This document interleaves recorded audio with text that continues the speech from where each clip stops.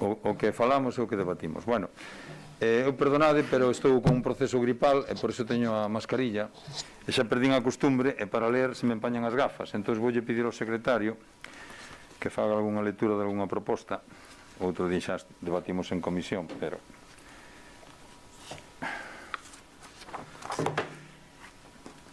Bueno, boa tarde a todos. Abrimos a sesión do pleno ordinario, que ten 8 puntos no orde do día, e o primeiro é a agrupación do Concello de Miño, o Concello de Pontedeume e o Concello de Cabanas para tramitar conxuntamente a execución dun obradoiro de emprego e solicitude conxunta dunha axuda para o seu financiamento ao beiro da orde do 14 de novembro de 2025 da Consellería de Emprego, Comercio e Emigración.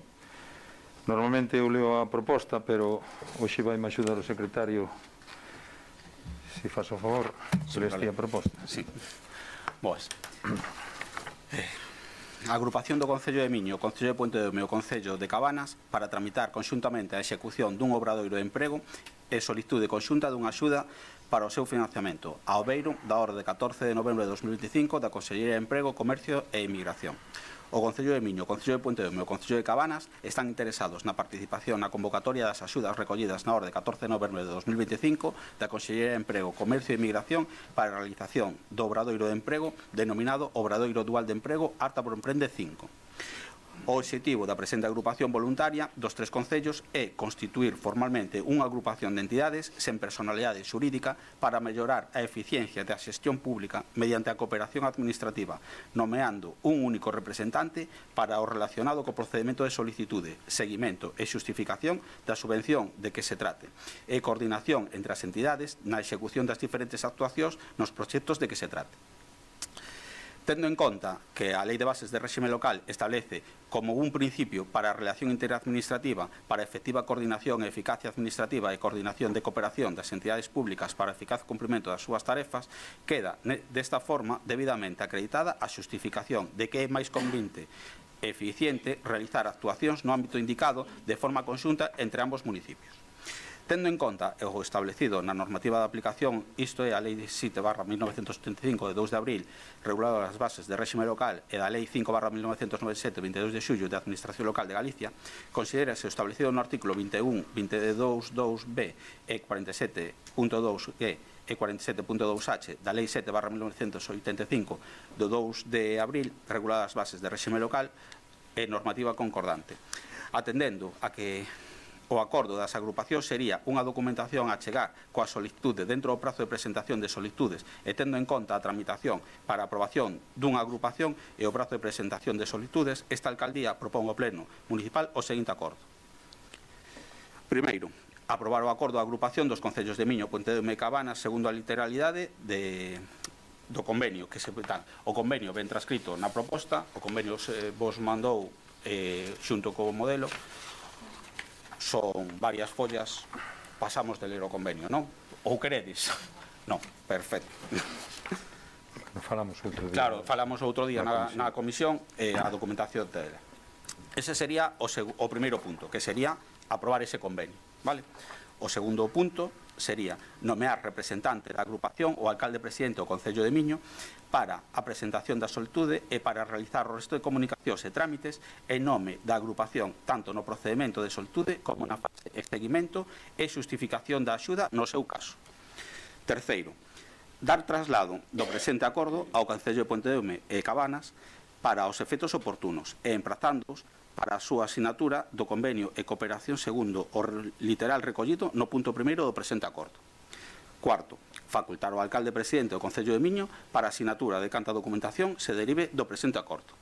Quinto, publicar o presente acordo no portal de transparencia da sede electrónica para os efectos de publicidade activa.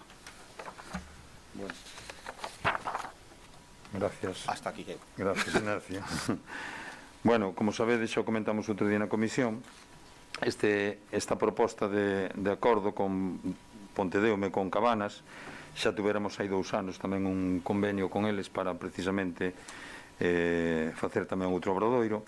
Este ano no obradoiro van 2 líneas para formar a xente, que serían operacións auxiliares de acabados ríxidos e urbanización e actividades auxiliares en conservación e mellora de montes.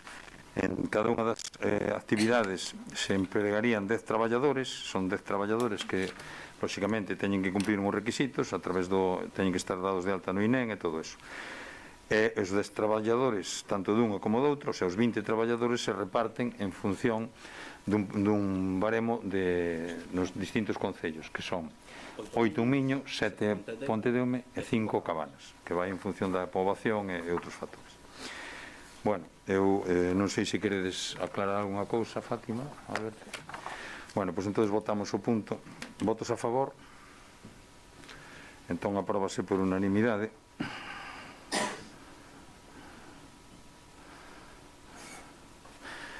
Pasamos ao punto número 2.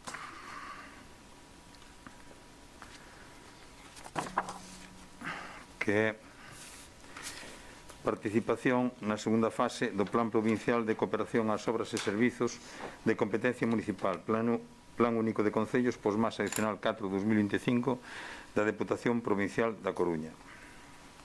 Leste. Sí. Leo outra vez a proposta. Logo deberá circular sobre a elaboración do Post Plus adicional 4/2025 para o gasto corrente, reducción da débeda aos concellos coa Deputación ou investimentos financieiramente sostibles, considerando que este concello pode ser beneficiario da mesma. En base ao anterior, esta alcaldía proponga ao Pleno Municipal, previo ditame pola Comisión Informativa de Asuntos Xerais, a adopción dos seguintes acordos. Primeiro, participar na segunda fase do Plan Provincial de Cooperación ás obras e servizos de competencia municipal, Plan Único de Concellos, pos máis adicional 4/2025 da Deputación Provincial da Coruña, cuxas bases se coñecen e aceptan na súa totalidade, e solicitar a aplicación da achega provincial asignada ao financiamento dos investimentos financieramente sostibles que se indican a continuación. Pavimentación e separación de pluviais na rúa da Igrexa de Miño, plan complementario, por un importe de 79.255,73 euros.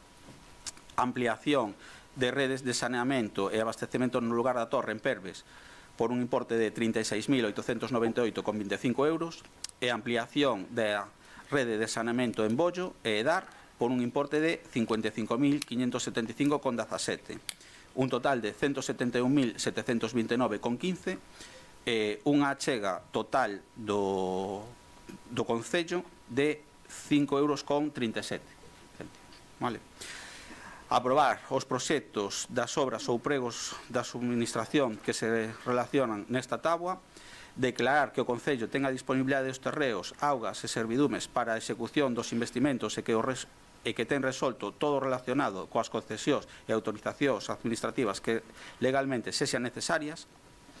Comprometerse o Concello a incluir no orzamento municipal os fondos necesarios para facer fronte á achega municipal dos investimentos incluídos na anualidade do 2025 se a houbera, e solicitar á Deputación Provincial da Coruña a delegación neste Concello da contratación e execución das obras ou subministracións incluídas no plan, que se entenderá aceptada coa participación do Concello no plan.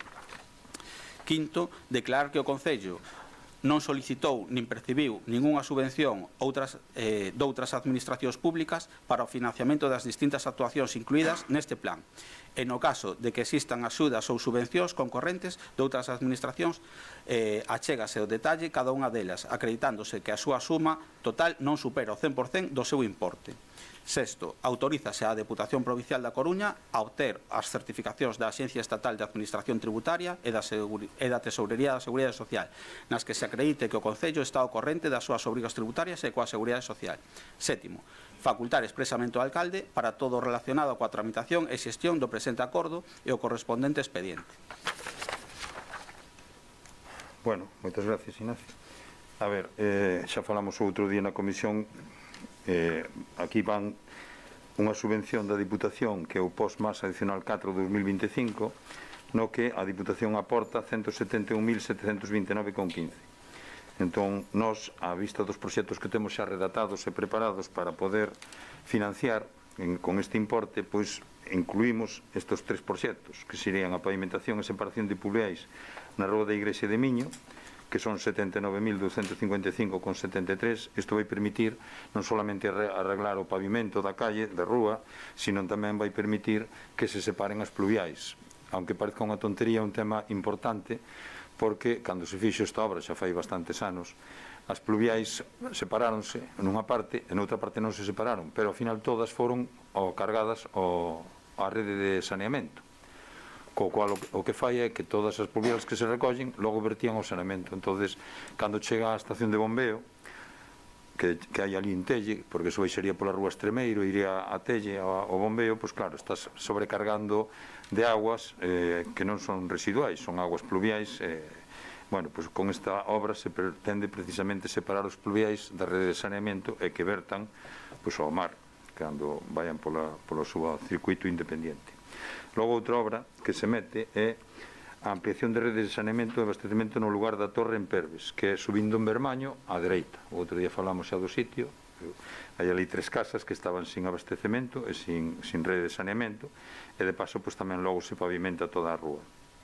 E logo a outra obra é a ampliación da rede de saneamento en Bollo, é un edar, se mete un edar que vai enterrada, que non produce nin olores, nin tampouco se ve, porque vai ir enterrada, e, lóxicamente, isto depois depende dos permisos sectoriales. En algúns casos temos que pedir permiso a Augas de Galicia, en outros a Diputación, ou a quen corresponda pedir o permiso correspondiente sectorial. Este de Bollo sería 55.575,17, se lle daría servicio ali a unhas 5 ou 6 casas. Bueno, non sei se queredes comentar algo ou entrar en detalle nesto. Bueno, pois entón vamos a votar. Votos a favor?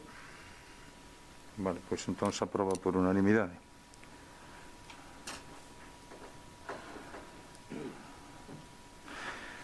Pasamos ao punto terceiro, que é dación de contas do informe trimestral sobre o cumprimento dos prazos previstos na Lei 15/2010 de 5 de xullo da modificación da Lei 3/2004 de 29 de decembro, pola que se establecen medidas de loita contra a morosidade nas operacións comerciais e o período medio de pago do tercer trimestre de 2025.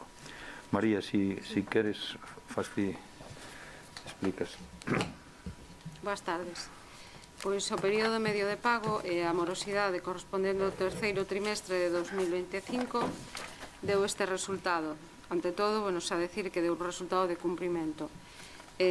A serie de facturas ou documentos justificativos pagados no terceiro trimestre, temos un número de pagos que ascende dentro do período legal de pago a 610 por importe de 818.973,84 euros.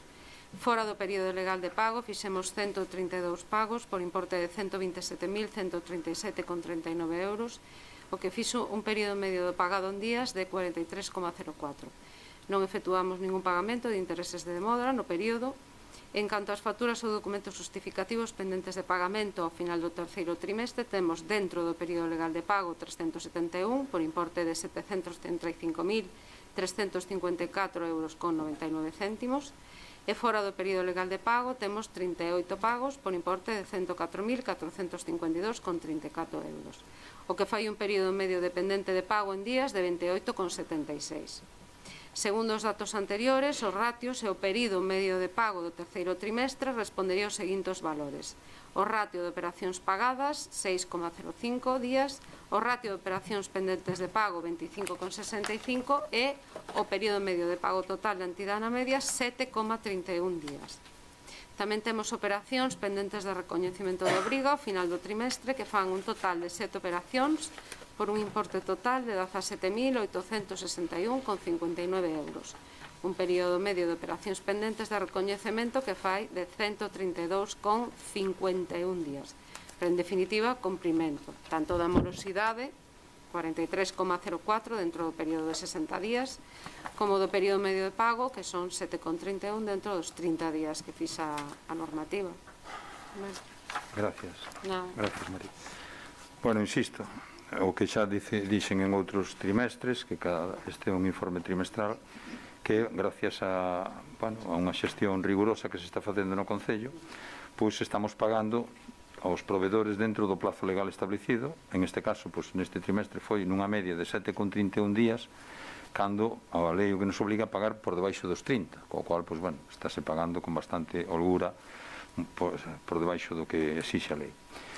O que, bueno, pois eu creo que é un dato positivo a ter en conta. Como é unha dación de contas, pois isto non se vota, polo tanto, pasamos ao seguinte punto, que tamén é unha dación de contas, que é a dación de contas das resolucións da Alcaldía dende o día 13 de outubro de 2025, a resolución número 1017 de 2025, ata o día 14 de decembro de 2025, resolución número 1276 de 2025. Algún comentario, alguna... Vale, isto é... As tedes todas, non? Eso xa. Vale, pasamos ao punto número 5, que tamén é outra dación de contas, que é a dación de contas das actas da Xunta de Goberno Local das seguintes datas: 3 de outubro de 2025, 13 de outubro de 2025, 15 de outubro de 2025, 17 de outubro de 2025, 27 de outubro de 2025, 31 de outubro de 2025, 7 de novembro de 2025, 14 de novembro de 2025 e 2 de decembro de 2025. Algún comentario, alguna observación? Vale, pois se dá por dado contas e pasamos ao punto número 6, que son as mocións. Hai presentadas por registro e, polo tanto, están na orde do día 1, 2, 5, 6, 5 mocións. Entón, a primeira moción que se trae é a moción do PSDG-PSOE para a modernización da liña ferroviaria, o restablecemento de frecuencias e parada do tren nos apeadoiros de Miño e Perves. Lees ti, Emma? Sí. Sí, no, pero que lea ela e despois, sí.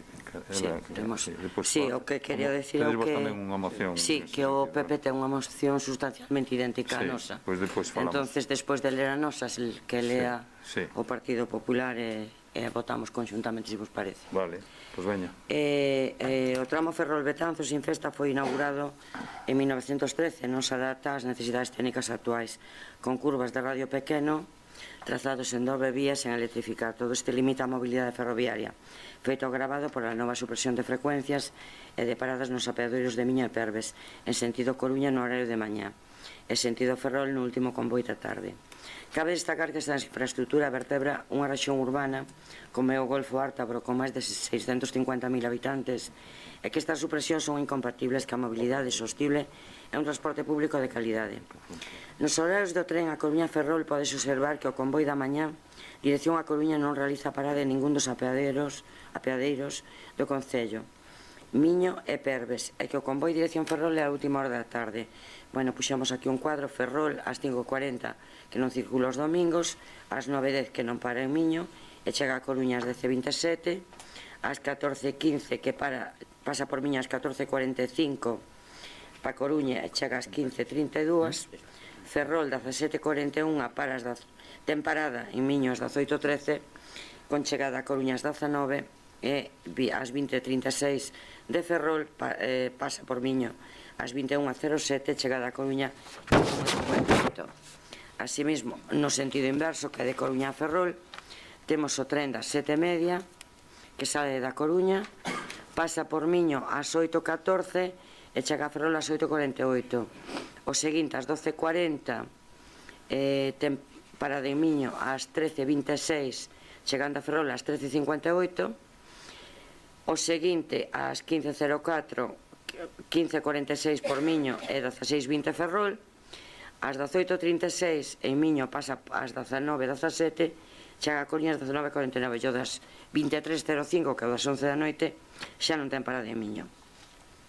Todo isto fai necesario trasladar ao Ministerio de Transportes e Mobilidade Sostible a urxencia de modernizar o transporte ferroviario entre as cidades de Coruña e Ferrol, o restablecemento das frecuencias e que os convois dirección a Coruña da mañá realicen a parada dos apeadoiros de Miño e Perves.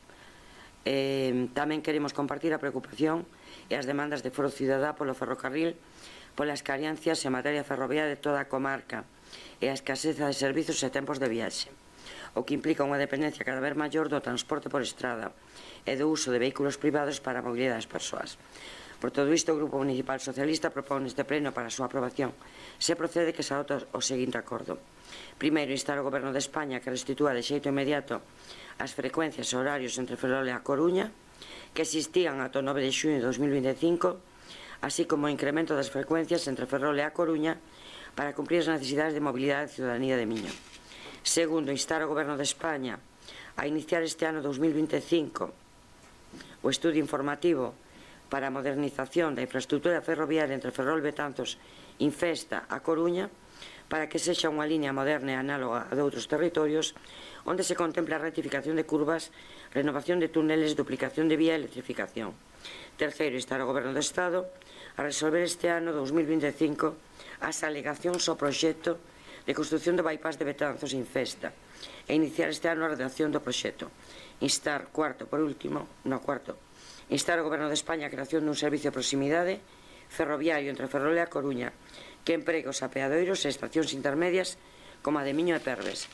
E por último, quinto, instar a empresa pública Renfe a que restaure a parada do tren que parta ás 5:40 e ás 19:10 da cidade de Ferrol, dirección Coruña, así como o tren que parta ás 20, que ao cabo de ler antes, 23:05 da Coruña, dirección Ferrol, nos apeadoiros de Miño e Perves.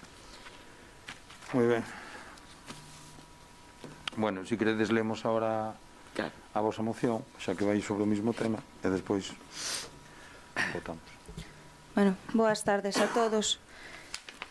Moción que presentamos tamén para a mellora do servizo de tren. Nos últimos anos estamos a presenciar como o servizo de tren está a sufrir un gran deterioro. A nivel nacional non son pouco habituais as noticias sobre os retrasos nos trens ou averías que deixan os pasaxeiros por horas nas vías.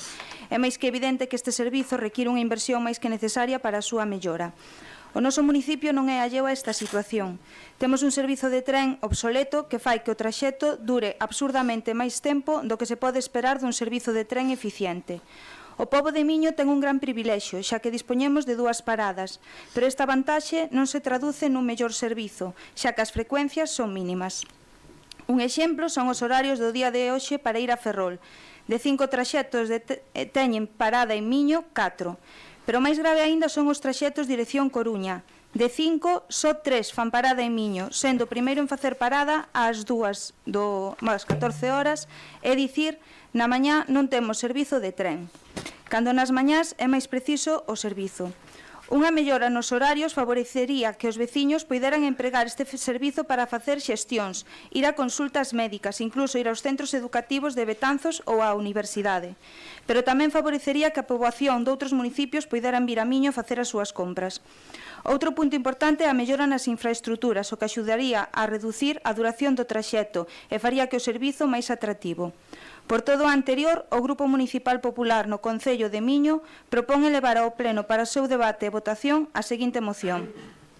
Instar ao Ministerio de Transportes á mellora da infraestrutura para lograr unha infraestrutura máis actualizada como a electrificación da vía, renovación de túneles, duplicación de vía, puntos de cruce para mercancías de 750 metros, tal como exixe a normativa europea, así como as medidas precisas para a redución dos tempos deste traxecto. Instar ao Ministerio de Transporte a restituir as frecuencias e horarios entre Ferrol e A Coruña, que existían ata o 9 de xuño, e o incremento, entonces, das frecuencias entre Ferrol e A Coruña. Instar ao Ministerio de Transportes a ampliación das frecuencias que fagan uso dos apeadoiros de Miño, Perves e Miño, para a mellora do servizo para os habitantes do municipio e favorecer as conexións con Betanzos, A Coruña e Ferrol. Instar ao Ministerio de Transportes a resolver na maior brevidade as alegacións ao proxecto de construción do bypass Betanzos sin Festa e iniciar a redacción do proxecto. Ben, moitas gracias. Bueno, eu vexo que prácticamente se pide o mismo nas dúas, salvo o primeiro punto aquí do Grupo Popular. No, pedimos a única diferencia que nos poñemos instar ao Goberno de España, les poñen instar ao Ministerio de Transportes, que podemos pedir a dúas partes, quero dicir que non sobra, e despois o último punto que o Partido Popular non plantea, que instar a empresa pública Renfe para que restaura a parada esta que quitaron, que non creo que o Partido Popular tiña inconvente en añadila, porque o resto non o compartimos. Bueno, pero eu vexo aquí o primeiro punto, onde dice instar ao Ministerio para a electrificación, infraestructura de doble vía. Si, eso pedimos nós, eso tamén pedimos nós. Eu vexo un pouco delicado, Bueno, na porque segunda. pedir a doble vía vai supoñer tirar moitas casas. Bueno, se vai polo trazado ahora. Non en todo o traxecto. Bueno, non en todo o ao traxecto. mellor habría que explicar. Non en todo o traxecto. Pero entón habría que explicar. Vamos a ver a doble vía e as paradas. Porque a tirar as casas, depois a ver quen dá a cara, Eu creo que iso... No, vamos a ver. Claro, pero habrá que especificar. No, Os 750 metros en donde? No, esas son os convois de transporte, que realmente é unha parte que realmente son un pouco... A ver, se pedimos de forma xenérica que en todo o Miño se faga doble vía, é un risco, porque, por exemplo, aquí no casco urbano se van tirar casas. Pero non é en Miño, é no traxecto que vai... De Miño, pois eu especificaría. Vale? É dicir, a mí me parece ben o punto, pero que dicimos, instar ao Ministerio de Transportes a mellora de infraestructura, lograr unha infraestructura máis actualizada como a electrificación da vía, que eso estamos todos de acordo, renovación de túneles, total, duplicación de vía, puntos de cruce. Eu aquí na duplicación de vía diría donde sexa posible ou donde sexa máis factible, ou poñer algúns puntos. Ou necesario. Claro, porque estas cousas despois teñen as súas consecuencias. Xa o Ministerio facerá o que crea conveniente. Sí, pero, perdón, as doble vías xa sai en cada parada. Hai doble vía, Sí, pero que é para meter mercancías, darlle prioridade ás persoas Pero non por estamos encima das pedindo máis mercancías. doble vía. Hombre, se é toda doble vía, todo traxecto, claro que todo sabe que facer unha obra importante. Claro. Eso sí. Por eso eu digo de concretar isto máis Non sei se é necesario, xa está. donde sexa necesario, non vos parece? Porque aquí no casco urbano, se facemos doble vía, tiras 7 ou 8 casas. Bueno, sí. Claro. Bueno, pois, entonces fusionades as dúas mocións, entón? Fusionades lá nunha. Pero bueno. Entón, que engadides? Engadimos que exacto, engadimos o punto 5 e instamos ao Goberno de España e ao Ministerio de Transportes. Vale, donde sexa necesario no tema da doble vía, non? Bueno, ratificando ese punto, nada máis. Non sei se... Donde sexa necesario. Vale. A exposición de motivos mantemos as dúas? Ou credes... Eu creo que vense dicindo o mismo, pero... Estamos de acordo, non? Vale. Alberto. Sí, moi boa tarde. Sí que é certo que eso, que penso que todos os grupos coincidimos, pero bueno, sí que se fala en primeiro lugar na moción do Partido Socialista de que, bueno, que un dos tramos que conectan Ferrol e a Coruña de 1913, pero bueno, pasou un rei, houve unha ditadura, chegou a República, houve outra ditadura, houve unha transición e levamos supostamente 50 anos de democracia. E o certo é que as vías siguen igual. A situación que xa comentábamos de déficit, deterioro e abandono das infraestructuras ferroviarias é consecuencia, polo menos nestes últimos 50 anos, de decisións arbitrarias e inxustas adoptadas polos diferentes gobernos españois e que este sistema radial actual do tren foi concebido para comunicarnos con Madrid. Prímase o centralismo e a obsesión por conectar Galicia coa capital española no canto de garantir servizos ferroviarios dignos que conecten os concellos galegos. O BNG leva décadas demandando de forma reiterada unha actuación na liña ferroviaria entre o Ferrol e a Coruña, mais os diferentes gobernos, como dicía, do Estado desatenden esta reclamación. E se hoxe, penso eu, que falamos da modernización do trazado, do servicio de cercanías ou dese bypass de Infesta, e penso eu, na miña humilde opinión, en gran medida gracias ao BNG. E para mostra, é o acordo de investidura asinado entre o BNG e o Partido Socialista que fixo presidente no ano 2023 a Pedro Sánchez, onde se incluía, entendendo esa importancia de renovación desta liña e o servicio de cercanías, diferentes estudos, investimentos e compromisos para atender esta demanda social. Agora, tócalle ao Goberno do Estado cumprir, e tamén, por poñer en riba da mesa, ese bypass que se desbloqueou grazas ao acordo co BNG. Sí que é certo que está en unha exposición pública e agora faltaría rematar coa resposta a esas alegacións e redactar o proxecto, e tamén está en proceso de estudo para, polo menos, a modernización da liña. Eu agardo que, dando cumprimento a ese acordo, que poida ser canto antes, como se poñía que sería ao final da legislatura. Dependendo do día no que nos levantemos vendo a prensa, podemos intuir que esa legislatura pode ser máis ou menos curta. Entón, tamén, para cumprir con Galiza e coas galegas e galegos, compre apurar nese estudo. Moitas grazas. Moi ben, pois moitas gracias. Está visto que efectivamente aproveitaxe que pasaba o tren e daquela xa soltaches aí a historia de... Bueno, moi ben, eu creo que estamos todos de acordo, polo tanto, xa que se fusiona as dúas mocións, vendo que todos queremos que isto se mellore, polo menos nos poñemos o noso grau de area, eu creo que se vai aprobar por unanimidade, espero, e poñemos o noso grau de area para que se mellore a línea ferroviaria, porque efectivamente ten moitas carencias desde fai moitísimos anos, que se pode haber mellorado tamén en moitas ocasións. Votamos entonces, votos a favor, entón se aproba por unanimidade a fusión destas dúas, vale?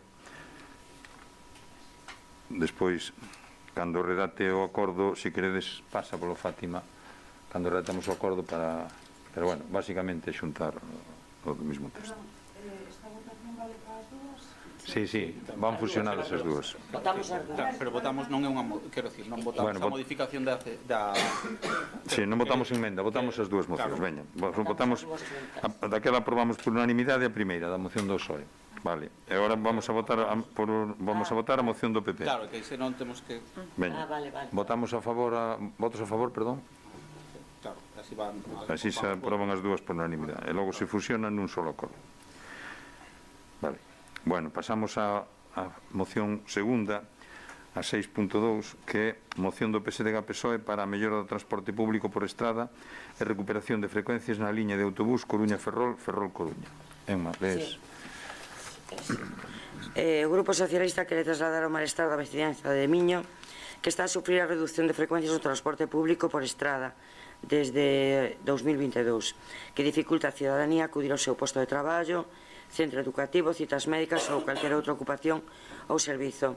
Nun contexto de fonda preocupación pola mobilidade sostible, a transición ecolóxica, o reto demográfico e a loita contra o despoboamento no rural, resulta incomprensible que a Xunta de Galicia permita que se diminúan as frecuencias e as conexións das poboacións intermedias da área metropolitana coas cidades da Coruña e Ferrol.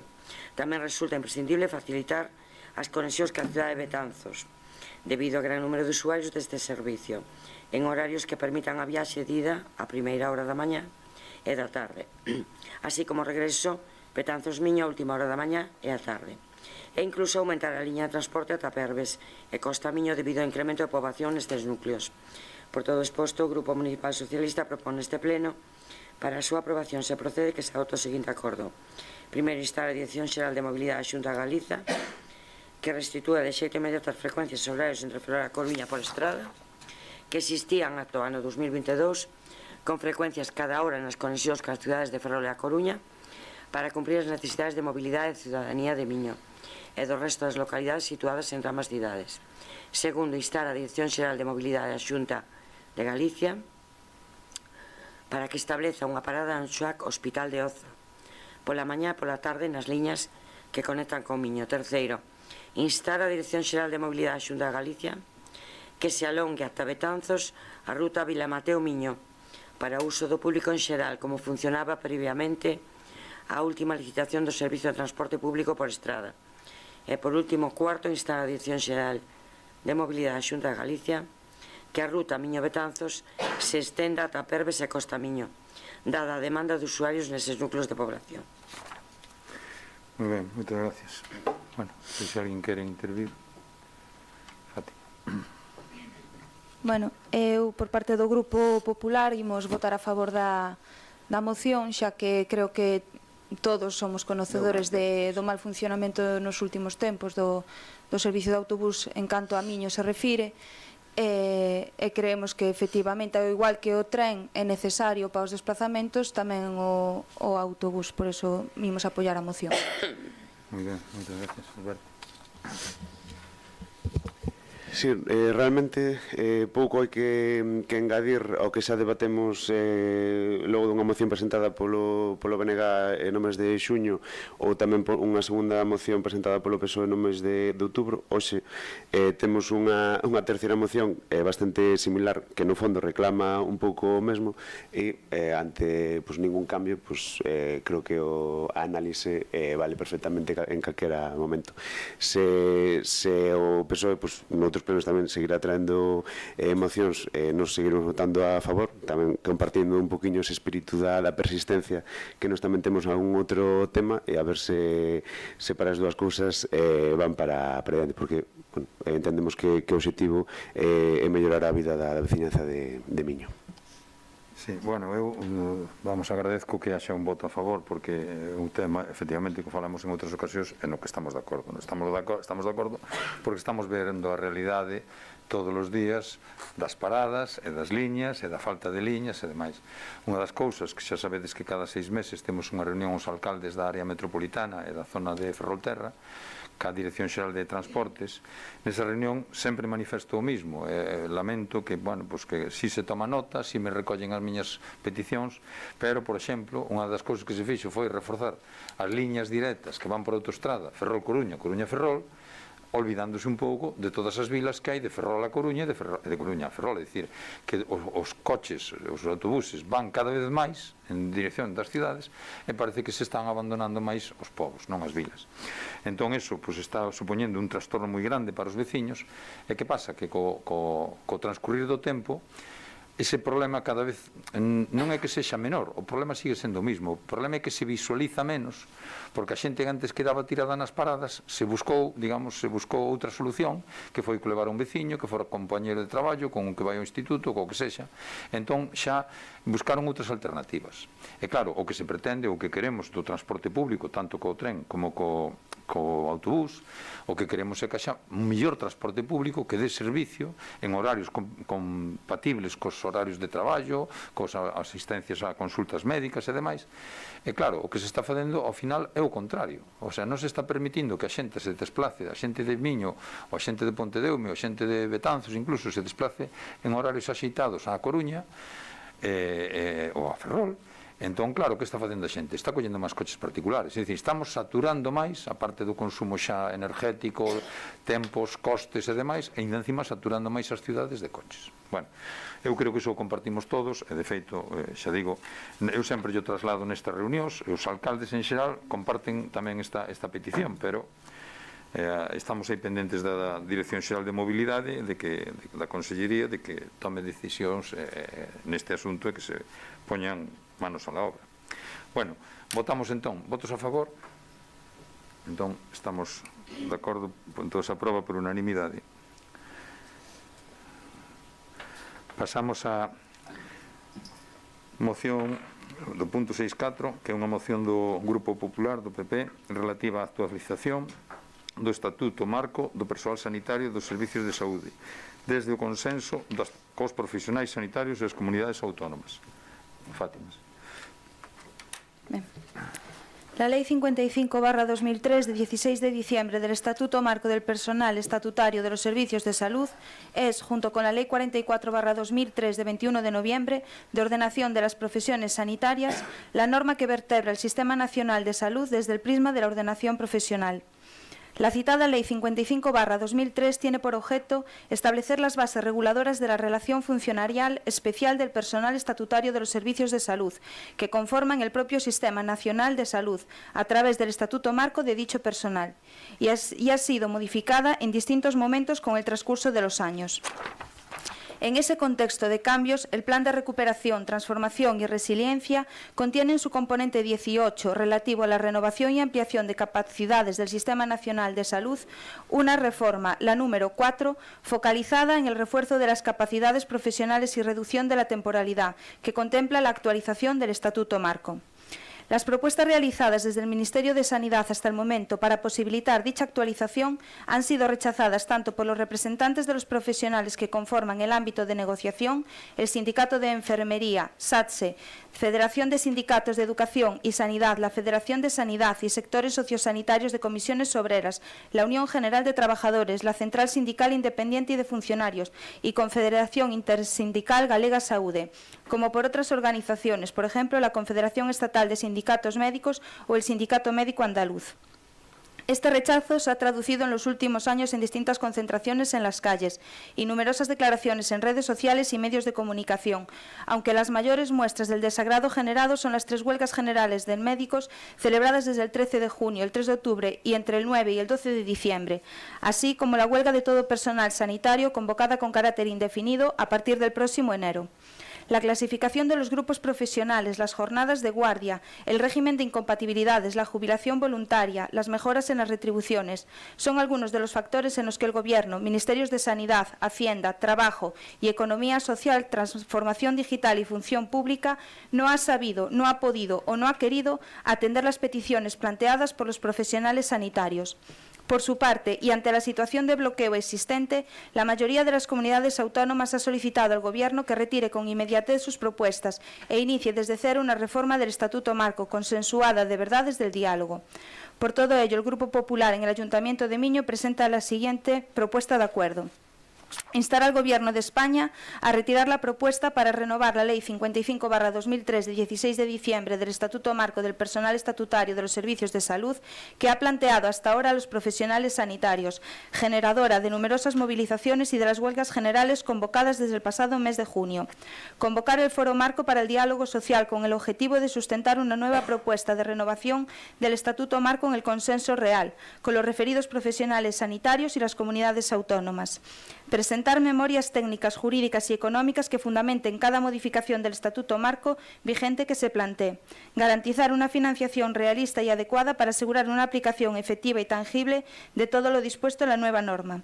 Dar traslado de estos acuerdos a Presidencia del Gobierno, al Ministerio de Sanidad y al Consejero de Sanidad de la Comunidad Autónoma. Muy bien, gracias, Fátima. Sí. ¿Querías comentar? Sí, claro.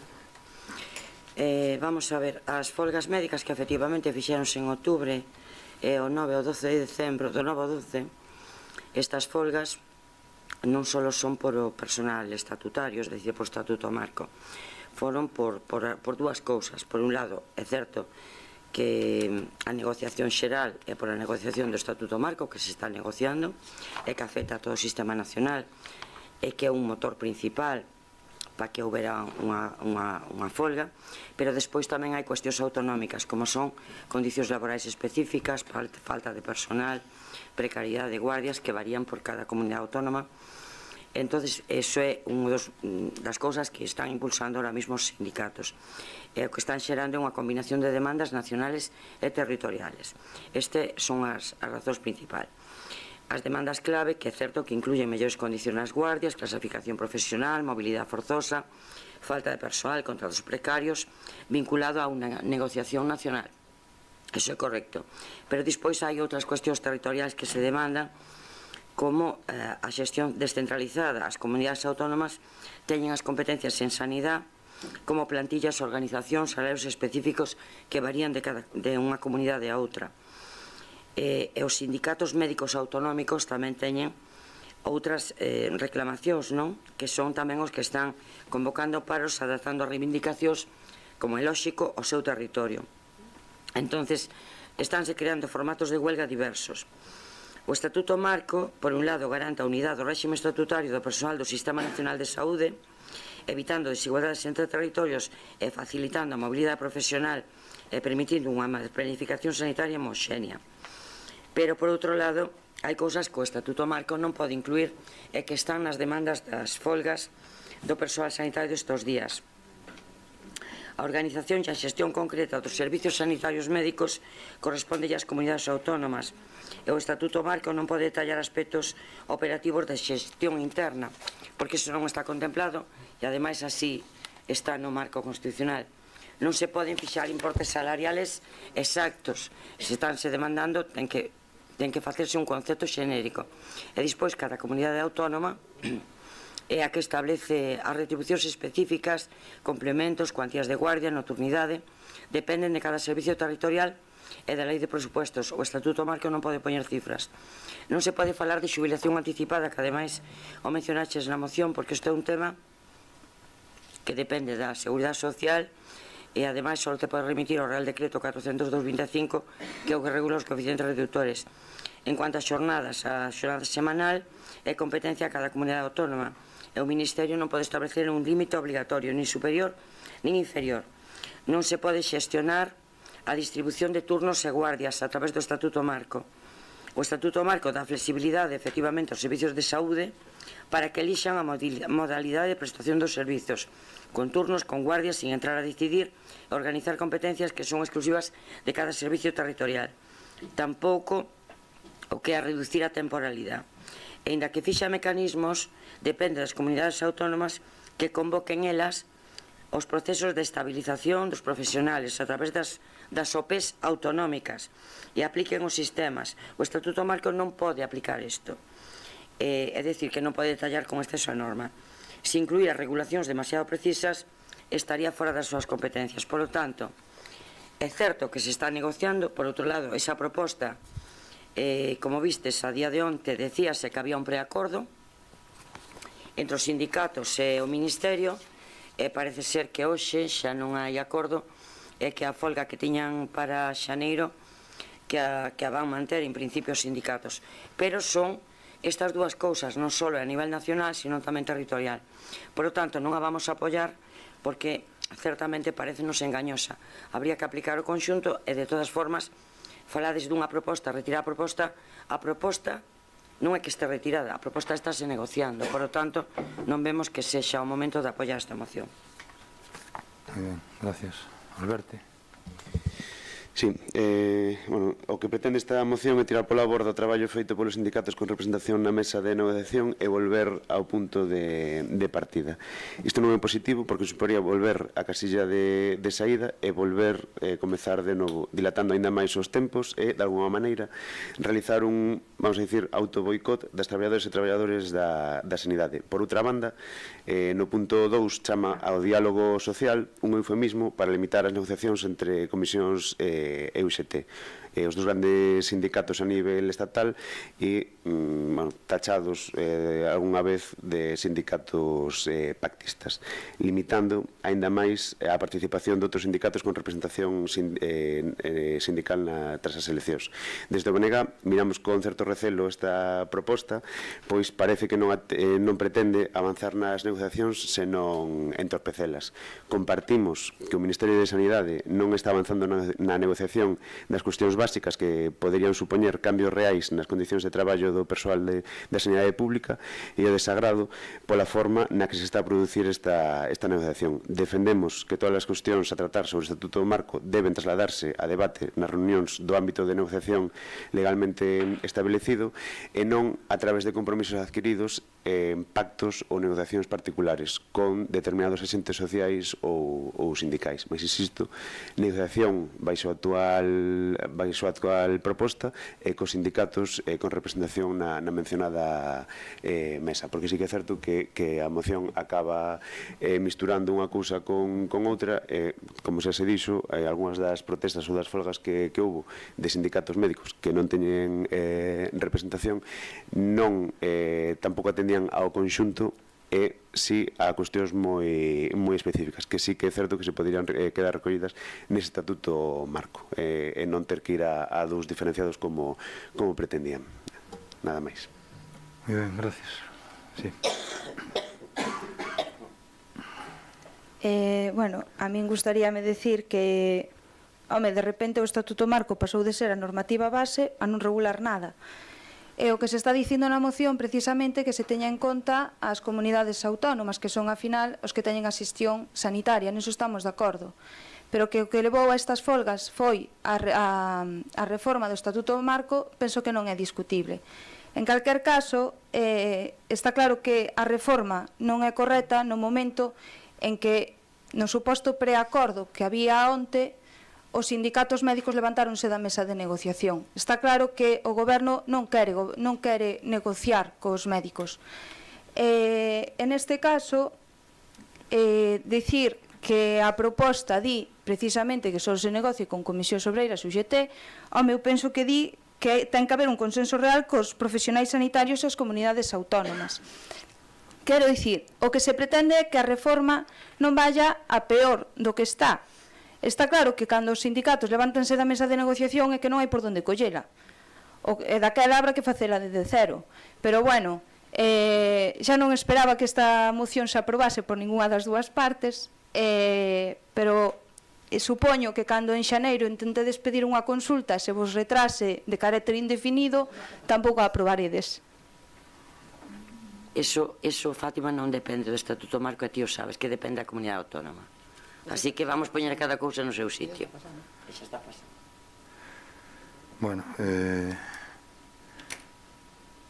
este é un tema de alto calado, sobre todo, ademais, é un tema municipal. É un tema, no, pero afecta moi directamente ás persoas. Eu, precisamente, onte tuve que pasarme toda a mañá no centro de saúde para non ser atendido, e logo tuve que pasar toda a tarde en urxencias que fun atendido. Pero a cantidad de xente que hai e o servicio que se está prestando, porque os profesionales vexo que efectivamente non dan para máis, polo menos eu vexo que a miña médico de cabeceira, que non dan para máis. Onte eu, cando pedía cita para o día seguinte, polas molestias que eu tiña, me dicen que a próxima cita me dan para despois de Reyes. Eu, despois de Reyes, está claro que non podía esperar.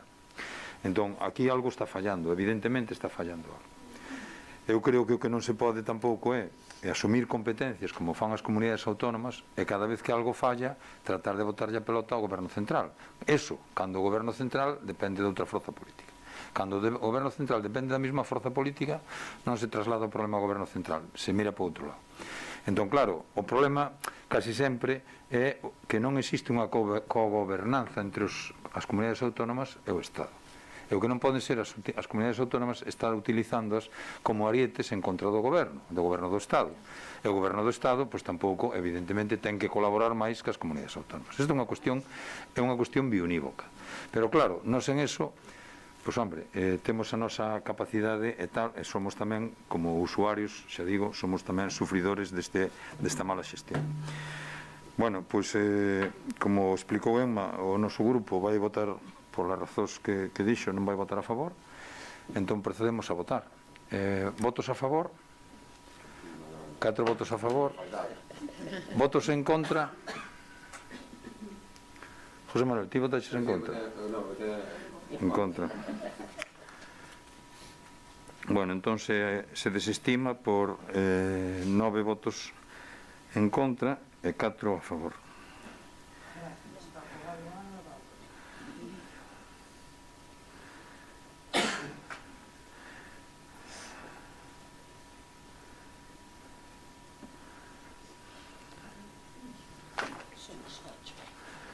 Bueno, pois queda desestimada.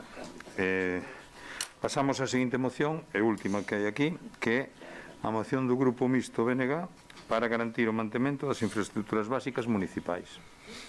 Sí, o estado de conservación das rúas, camiños e estradas municipais, así como o correcto funcionamento da rede de saneamento e drenaxe, centra gran parte das demandas veciñais. Pequenos desperfectos en beirarrúas, firmes e deteriorados, baches, afundimentos puntuais, gabias a limpar ou sumideiros obstruídos que, aínda non sendo grandes obras, requiren unha resposta áxil e continuada por parte da administración local.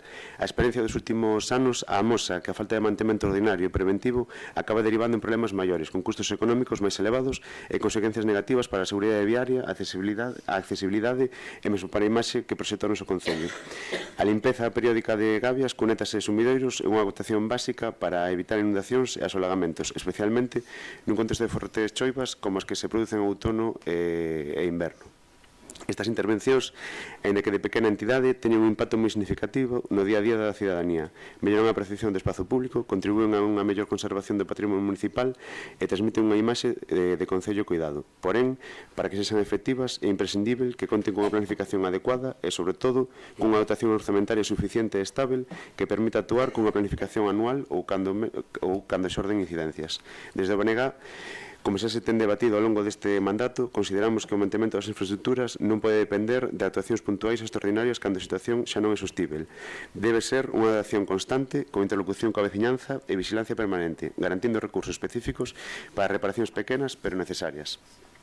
Por todo isto, o BNG solicita ao Pleno da Corporación a aprobación dos seguintes acordos, que serían reservar nos orzamentos municipais de 2026 crédito suficiente específico para o mantemento ordinario das infraestructuras municipais, reforzando de maneira prioritaria o programa de vías públicas e sumidoiros. 2. Destinar estes fondos á realización de actuacións de mantemento e reparación puntuais, tales como o parchado de beirarrúas e firmes, arranxos menores en rúas, camiños e estradas municipais, a limpeza de gabias e cunetas, así como de desentullo e mantemento de sumidoiros. 3. Establecer unha planificación anual destas intervencións que permita dar resposta ás incidencias detectadas polos servizos municipais e ás demandas trasladadas pola veciñanza, garantindo criterios de prioridade baseados na seguridade, accesibilidade e prevención de riscos. E xa por último, facultar a alcaldía e a concelleira en quen delegar a toma de cantas medidas foren necesarias para cumprir estes acordos. Moi ben, gracias. Sí. Venga, sí. Bueno, vamos a ver, Alberto, o que pides creo que xa trouxeches algunha vez a través dunha pregunta que xa planteaxeches no BNG. Como ti ben sabes, e ademais que faz alegacións todos os anos aos orzamentos, hai dentro do capítulo 2 unha partida que é o mantemento de infraestructuras, que precisamente é o crédito, cando di suficiente específico. Bueno, esas partidas presupuestarias son as que estima o Departamento de Intervención e máis ou menos tomas como referencia por a información que recabe, que non, eu non sei moito de números, pero por a información recabada que se toma de referencia do ano anterior. Eso dedicas ao mantemento das infraestructuras, é dicir, reparacións, bacheos, beirarrúas, é dicir, outra cousa que non haxa unha partida concreta específica. Pero isto xa debatemos en outros plenos, no sentido que se hai unha partida que está destinada a isto, evitas facer trasvases de crédito ou modificacións de crédito. E despois, establecer a planificación anual. A planificación anual xa está establecida, que é o Departamento de Obras e ademais os obreros que temos, tendo en conta as limitacións que temos de persoal e as incidencias que poidamos ter. É dicir, e por suposto que xa temos en conta os criterios de prioridade. Se cae un árbol nun camiño, eso xa sabemos que é unha prioridade, que hai que retirarlo. Se hai un burato que corre risco ás persoas, pois hai que retirarlo inmediatamente, pero a mellor outro burato, pois de momento pode tapar con a chapa. Eu non sei moi ben, cando falas de planificación anual, como vas planificar cando hai un temporal e non establecer as prioridades. Eso xa estamos facendo. Polo tanto, as obras grandes de pavimentación e de todo eso, que xa son as que van no capítulo 6, que son as obras de inversión real, que eso xa é certo, e polo tanto, cando dis bacheo, ao mellor este ano bacheas, pero po ano faltas, co cual xa sale do capítulo 2. Entonces, sinceramente, isto xa vamos votar en contra porque é unha cousa que xa se está facendo, pero non sabemos moi ben que é o que queres decidir. Queres, a través dunha moción, crear unha partida presupuestaria específica cando non o conseguiches nas alegacións do presupuesto. Entonces, votaremos en contra. Moi ben, gracias. Ben, desde o Grupo Popular estamos de acordo en que o mantemento das infraestructuras é esencial para evitar gastos maiores. Sin embargo, vamos a absternos, porque lamentablemente o estado no que se atopan ahora mismo os camiños, un parcheado non vai arreglar nada. Fai falta un bo asfaltado en todos, porque vas fochanca por fochanca. Daquela, penso... Home, están faltando moitos. Bueno, xa ainda faltan moitos. Pero é verdad que o bacheado non funciona. O bacheado hoxe tapas e mañá abre. Por outro lado, é verdad, e aí voulle dar razón a Emma, en que planificar unhas obras deste tipo é complicado. Pequenos arranxos é complicado porque van xurxindo na vida diaria. O que fai falta meter no presuposto é unha boa partida para empezar a asfaltar camiños e que non nos deixemos as rodas cada vez que vamos polas parroquias. Moi ben, gracias, Fátima. Alberto. Sí, bueno, eu creo que xa falamos moitas veces que o orzamento é un documento técnico, que o é, pero tamén un documento político, porque en este caso o goberno, coa súa maioría absoluta, quen decide onde vai cada partida e cada e a propia cantidade. Nos falamos, penso que sí que eran dúas palabras que teñan que ir xuntas por necesarias, que suficiente e específica. É certo que no orzamento 2025 hai partidas específicas. Non sabemos se son suficientes porque non é que haxa que atender aos desperfectos que se van producindo, senón creo que moita xente pode tropezar ou lévase tropezando coa mesma fochanca, coa mesma placa levantada ou cos mesmos problemas durante anos. Podemos falar de parroquias e lugares. E dentro desa planificación, se non hai capacidade polo propio persoal, tranquilmente se pode facer un contrato menor, porque tamén está... Entón, non sei o que estamos pedindo é partida específica existe? Sí, hai, non sei se é suficiente, non sei se para no que de sumidoiros con partidas de 500 ou 1000 euros sería suficiente para mañalos, ou na partida de vías públicas aparece unha partida de 15.000 e outra de 500, non sei se serían suficientes. Específicas son suficientes, ben dos precedentes, non pensamos que sexa así, entón simplemente era iso. Nos xa dixemos que non presentaríamos alegacións dependendo como fose evoluindo. Si que podemos facer achegas e se dan cumprimento poderíamos votar a favor e se non, votaremos en contra. Moi ben, moitas gracias. Bueno, eu creo que está claro que efectivamente no pobo hai moitas cosas que arreglar, moitísimas, por desgracia non é da hora, é de fai moitos anos. Algúnas cousas vanse arreglando na medida nas capacidades económicas que ten o Concello. E claro, vir a un pleno e pedir unha cousa e cando podes arreglar esa cousa ao seguinte pides outra tal. O que hai que pensar é que cando se piden gastos e inversións e demais hai que ir pensando de onde quitas, porque claro, o presuposto é o presuposto que depende dos ingresos. Se o ingreso 2 millóns non podo gastar 5, teño que presupuestar 2.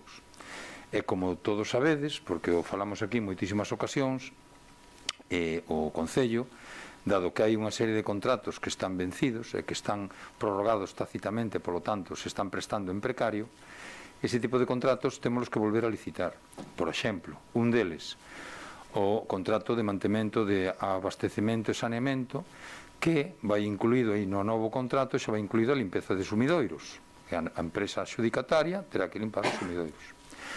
Despois, o contrato de mantemento de zonas verdes, que leva prorrogado desde fai un montón de anos, xa antes de incluso estarnos no goberno.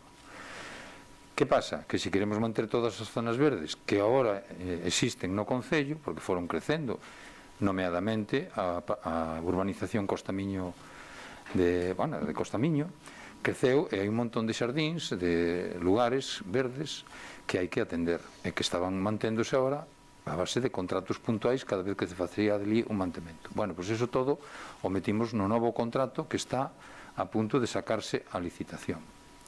Calculo que se sacará a finales deste ano ou xa no mes seguinte. Ben, ese contrato novo, para poderlo poñer ao día, se antes nos salía, costaba 150.000 euros anuais, agora nos vai salir en 300 e pico mil euros, é dicir, máis do doble. Temos que dentro de pouco licitar o servicio de recollida de lixo. O servicio de recollida de lixo é de fai máis de 25 anos. Claro, os prezos que había daquela, e os prezos, aunque se foron actualizando en algúns casos e tal, non é o mismo que o servicio que se pretende hoxe. E en eso xa sabedes que hai que modernizar contenedores, hai que modernizar recollidas, hai que modernizar puntos e tal, tamén vai supoñer un incremento de coste. O que non podemos, a min me gustaría, claro que me gustaría, a mí non me gusta ir por un camiño ou por un sitio e ver as cousas deterioradas, claro que non. Pero a cambio de, ao mellor, pasar esos sufrimentos e de pasar esas molestias, estamos intentando modernizar os servicios do Concello. Non é como pasaba antes, que nin se facía eso, nin se amañaba. Entón, agora, pois, ao mellor, algo se vai amañando, non todo, pero estamos modernizando ou intentando modernizar os servicios. Claro, sacamos, xa que temos hoxe público que se dedica a traballo en axuda a domicilio, sacamos un contrato fai pouco, no que tuvemos que subir de 17 euros hora a 23 euros hora. Eso supuxo un coste adicional tremendo, cando a Xunta, como todos sabedes, pasou de 12 a 14 euros. É dicir, a Xunta, mentre subeu 2, nós tuvimos que subir de 17 a 23, 6 euros. co cual, ainda a Xunta que tiña que financiar todo o servicio, a Xunta financia solamente menos do 50%. Iso tamén supón un costo adicional para os veciños do pueblo. Eu, se mañán a Xunta, non digo a Xunta, digo a comunidade autónoma, ou calquer comunidade autónoma deste país, se asumira esa competencia que é propia deles, teñen a que financiar eles, se asumiran en completo, pois, hombre, quedarían ao mellor do orden de 600.000 euros libres para o Concello, e pagarían eles a factura deste servicio. O mesmo pasa ca escola infantil, está asumindo o Concello os costes, a escola infantil nos financian unha parte, pero non chega ao 100%. Con moita diferencia, claro. Non chega ao 50%. Nin chega ao 50%. Entón, Por lo menos damos algo. Bueno, Pero a competencia deles. bueno, a ver, un momento. Para falar hai que pedir a palabra, por favor. Vale. Pido la palabra. No. E agora estou falando eu. Esperas a que eu termine e falas ti. Vamos a ver. Eu creo que o que temos que pensar é que é moi bonito, non, explicar á xente que a xente sufre de unha molestia en un sitio, e claro, é fácil de encariñar eso, pero a xente tamén hai que explicar a realidade, non é solamente xa que te saliu o bache, xa que te saliu furado, xa que pasou eso, claro, hai que ver as outras cousas. Eu creo que temos que ser construtivos, temos que ser realistas, e tamén ver que nos, bueno, eu recordo aquí pola zona de Raxel había unha barandilla, unha baranda que era de madeira, que se fixo no ano 2008, que obra esta majestuosa do Boulevard. Esa baranda estaba rota cada 2x3, e caía a pedazos. Tuvémola que facer nova, 20 e pico mil euros. E así estamos facendo un montón de cousas. Que pasa? Que non se ven. O Paseo do Porto, toda a baranda do Paseo do Porto se cambiou e se puxo nova cando era madeira, que non podías pasar a man no pasamans porque te rascaba a man e te facías dano. Pois iso costou casi 20.000 euros. Entón, claro, todas esas melloras a veces non se ven. O Parque do Porto, a parte dos actos vandálicos polo paso do tempo, o parque biosaludable, está destrozado totalmente. Pois agora acabamos de comprar unha partida que gastamos aí uns 30.000 euros para renovalo. O pabellón, había goteiras, tuvemos que cambiar o tellado inteiro. É dicir, que hai un montón de cousas que o veciño que vive en non sei onde, ele está pensando no seu punto de luz, no seu contenedor, bueno, nos seus servicios que ve. Pero tamén temos como responsables políticos, que somos representantes de todo o municipio, tamén temos que ver esas cousas que son necesarias. Amaños no colexio, amaños na guardería, melloras en inversións e demais. Entón, non caigamos no reducionismo, porque, sí, evidentemente, pois fai 10 anos ou 12 anos, era todo un desastre, porque nin se facían inversións, nin se facía nada. Cando se facía unha inversión, era para a foto. Pero non se calculaba, nin se contaba co mantemento futuro. Eso, claro, agora mellor a xente xa non se acorda, pero eso tamén está aí. Entón, nós o que facemos, que eu creo que é obligatorio, se fai, por exemplo, co trator do servicio da empresa privada, se fai a roza de todos os camiños dos valados e tal. Agora, no próximo contrato, se vai meter tamén que se limpien as cunetas cando se corte o valado. Pero, ollo, hai unha cousa, cando can os valados aos camiños e os coches non poden pasar, a xente non lle vai protestar ao veciño do valado, ven protestar ao ayuntamento, porque non pode pasar co coche. E o ayuntamento ten que dispoñer nesos 4 ou 5 días que chove as gallo, ten que dispoñer dunha pala, dun camión e tal, e pagalo con recursos do ayuntamento. Pero, eso sí, cando vai a ser ese veciño e dicirlle, mira, queremos anchear o camiño, e se temos que coller 1 metro, entonces non. Pero recoller a terra, sí. Eso tamén temos que ir educando un pouco a ciudadanía. Se eu teño un valado pendiente, o valado cae en baixo do medio do camiño, non é responsabilidade municipal. Responsabilidade municipal é limpiar o vial. Pero o propietario tamén teria que recoller eso. Que pasa? Que para facerlle obligar a eso, teríamos que ter unha ordenanza. Claro, nos desde que estamos aquí, desde o ano 19, fixemos 7 ou 8 ordenanzas. Pero teremos que fazer máis ordenanzas. Entón, claro, ese é un traballo que tampouco non se ve. Eu recordo cando os madristas campaban as sus anchas polos camiños de Miño. Hoxe en día teñen que depositar un aval. Pero por qué? Porque fixemos unha ordenanza. Nas praias, aquilo era liso e llano. Hoxe hai unha ordenanza que regula as praias. Ainda así, a veces, habría que meter alguna sanción a maiores, non? Pero, bueno, que hai un traballo que a veces non se ve porque non ten un efecto inmediato. pero eso teremos que seguir traballando. Por lo tanto, bueno, eu creo que sí, está ben, que ti aportes, que hai que mellorar as cousas, que en eso estamos todos de acordo, xa o falamos moitas máis veces, e depois nos orzamentos hai unha cuestión técnica que é que as partidas tes que ter algunha cantidade en todas as partidas, que eu creo que xo explicou María en varias ocasións, a interventora, tes que ter algunha cantidade para que cando fagas unha actuación que supera esa partida, que poidas cambiar de unhas partidas a outras. É unha cuestión meramente técnica, non é unha cuestión política. Bueno, todas gracias por escoitarme e pola primeira. Sagrario. Nada, ahora son empeñadas que dicir. Bueno, pois daquela, nada. Hola. Sí. A ver, eu que non vos parezca mal, pero se todos falamos á vez, hai que pedir un pouco o turno, non? Fátima. Bueno, eu só quería dicir que, bueno, inda que non estábamos nós nese momento, o meeting quedouche moi bonito, Manolo. Pero debo dicir que, en canto ao SAD, xa discutimos aquí como a marmota que o Estado tamén debe pagar o 50%, non o está cumprindo, levános sin cumprilo. En canto ás barandas de madeira e ás fotos das obras, as barandas de madeira, é verdade, levaban xa tempo postas e deterióranse o que ten a madeira, que se non se trata continuamente deteriórase. Pero eu quero dicir que a baranda que se instalou nas aceras de San Juan de Villanueva, que fai pouco fuches co presidente da Diputación a quitar a foto, son de madeira, están rotas xa, e deras amañando. Sí, claro. Pero ti sabes que esa inversión non lle costou ao pobo de Miño un duro. Costou ya a Diputación. Pero ti sabes que esta obra de aquí costou ao pobo de Miño unha pila de pasta, 5,5 millóns.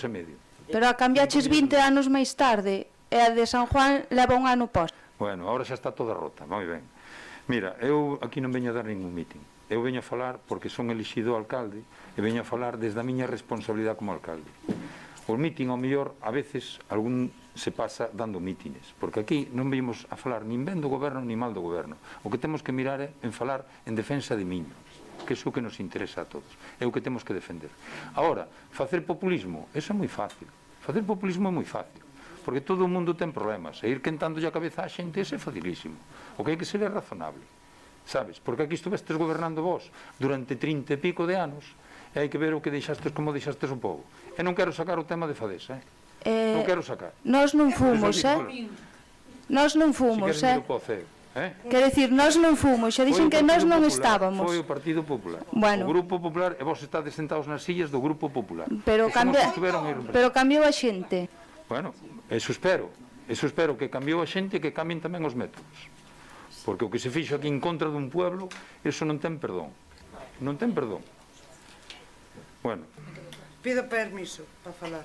mira, Sagrario, ti podes falar en nombre teu, non podes falar como portavoz do grupo. Estou falando no meu nome. Veña, pois podes falar, breve, por favor. Eu entendo que Costamiño costou unha débeda ao Concello, pero tamén hoxe en día ti non me podes desdecir a min que gracias a Costamiño hoxe en día somos máis habitantes en Miño, entran máis cartos porque pagan os seus impostos como todos os veciños de Miño gracias a Costamiño, que no seu día era, según algún político, un nido que iban a vivir as ratas, e hoxe en día nin ratas nin ratos, hai moitas persoas vivindo e pagando os seus impostos, como calquera veciño de Miño. Moi ben, pois mira, eu a iso xa che digo, e xa non vai haber máis turno de palabra, xa che digo unha cousa. O problema de Costamiño non é que haxa unha urbanización que é moi positiva para Miño, moi positiva. E de feito agora vai haber unha urbanización, unha área comercial que vai a dar moito traballo, 50 personas mínimo, e tamén vai dar servicio a todo o municipio e municipios colindantes. O problema da urbanización foi que aquí houve un grupo de goberno que se puxo do lado dunha empresa para fastidiar, expropiar, expoliar a uns señores que tuveron durante 20 anos e pico esperar para cobrar. Porque houve sentencias judiciais, que senón o Concello e máis os abogados de Fadesa se puxeron en contra dos veciños do pueblo. Ese é o problema. E ademais tuveron a santa cara de non pedir avales a Fadesa. Cando hoxe, non vas ter turno de palabra, xa che dixen que non había máis turno de palabra. Cando hoxe en día ti levantas unha ventana na túa casa ou faz cualquier tipo de obra e che exixen unha fianza. A unha empresa que veu facer unha obra de 1,5 millón de metros cuadrados non se lle exigiu ninguna fianza para garantizar o risco, que tiña que haber depositado 30 e pico millóns de euros, 31 millóns e pico. Oxe, se houbera depositado esos 31 millóns e pico, se houbera pagado os expropiados, xa fai tempo, claro, estiveran os avais, porque se houberan ejecutado os avais. E iso, sin embargo, teñen que pagar os veciños de Miño, e gracias ao goberno municipal, co apoio dos que estades aí, que é verdad que en eso apoiástedes, conseguimos ampliar o plazo de pago da deuda hasta o ano 2060, que vos votastes a favor.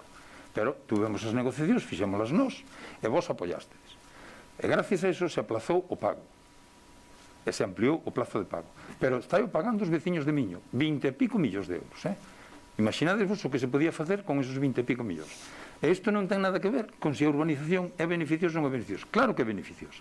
Pero como se xestionou, estuvo mal xestionada. E non quero estenderme nese tema porque é un tema moi longo. Por iso non che quero dar réplica porque daquela non damos acabado nunca. Non só che quere decir que erros cometemos todos. Evidentemente. Pero que nós, evidentemente. daquela, aquí non estábamos. Pero condenado. Pero eso xa o sabemos. Eso sabe todo o mundo. Vos non estabades. Vos non sodes responsables. Estaban outras persoas do Grupo Popular. Vos estás no Grupo Popular. Eu me alegro de que o Grupo Popular... Que se cometeu un erro. Bueno, pois iso agradezcocho. Eso agradezcocho porque é un debate que a veces tivemos aquí que é... Bueno, por non seguir no debate, vamos a votar a moción do Grupo Mixto BNG para garantir o mantemento das infraestructuras básicas municipais. Votos a favor? Votos en contra? 8 votos en contra, 1 a favor, abstencións, 4 abstencións.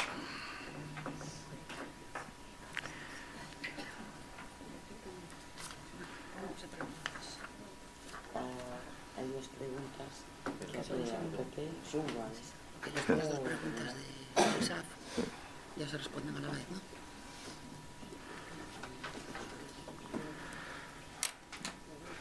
Sagrario, dese tema, si queres falamos un día fora, porque dese tema, que seguro que estamos de acordo en máis cousas das que parece. Que eu non lle digo que non. A ver, que? Bueno, veña.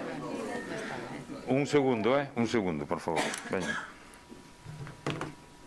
Non lle quito razón. O que non podemos facer é votar sempre a non os 4 o do pasado. Eu non vos boto a culpa a vos os 4, ben nos sabedes.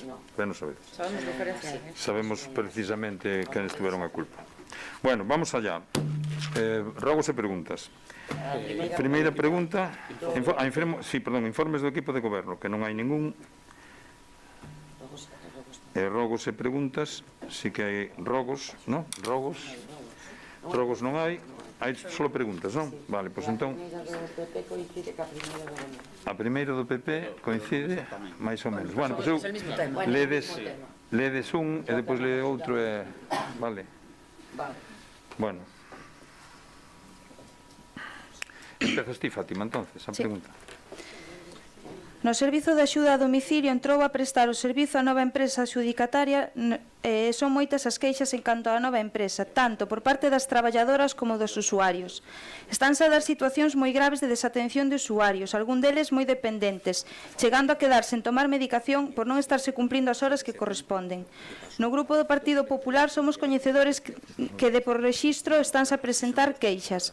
Sabendo que o Goberno Municipal é plenamente coñecedor da situación de incumprimento de contrato que a empresa adxudicataria fai dende o primeiro día, que medidas van a adoptar para por solución a esta lamentable situación?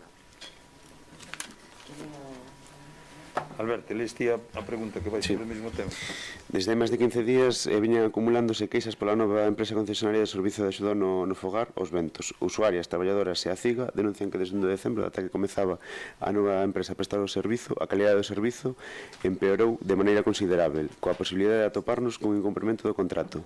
A situación denunciada inclúe a falta de material e uniformes para as traballadoras, a ausencia parcial ou total de coordinadoras, a falta dun local da empresa na localidade e a falta da subrogación entre as empresas e as traballadoras ou que, mesmo grandes dependentes, non recibiran a atención necesaria nos seus domicilios. Ante unha situación que desde o BNG entendemos como grave e anómala, vemos necesario que o Concello de Miño, como administración que presta este servizo e mantén un vínculo contractual coa empresa Os Ventos, dea as explicacións oportunas.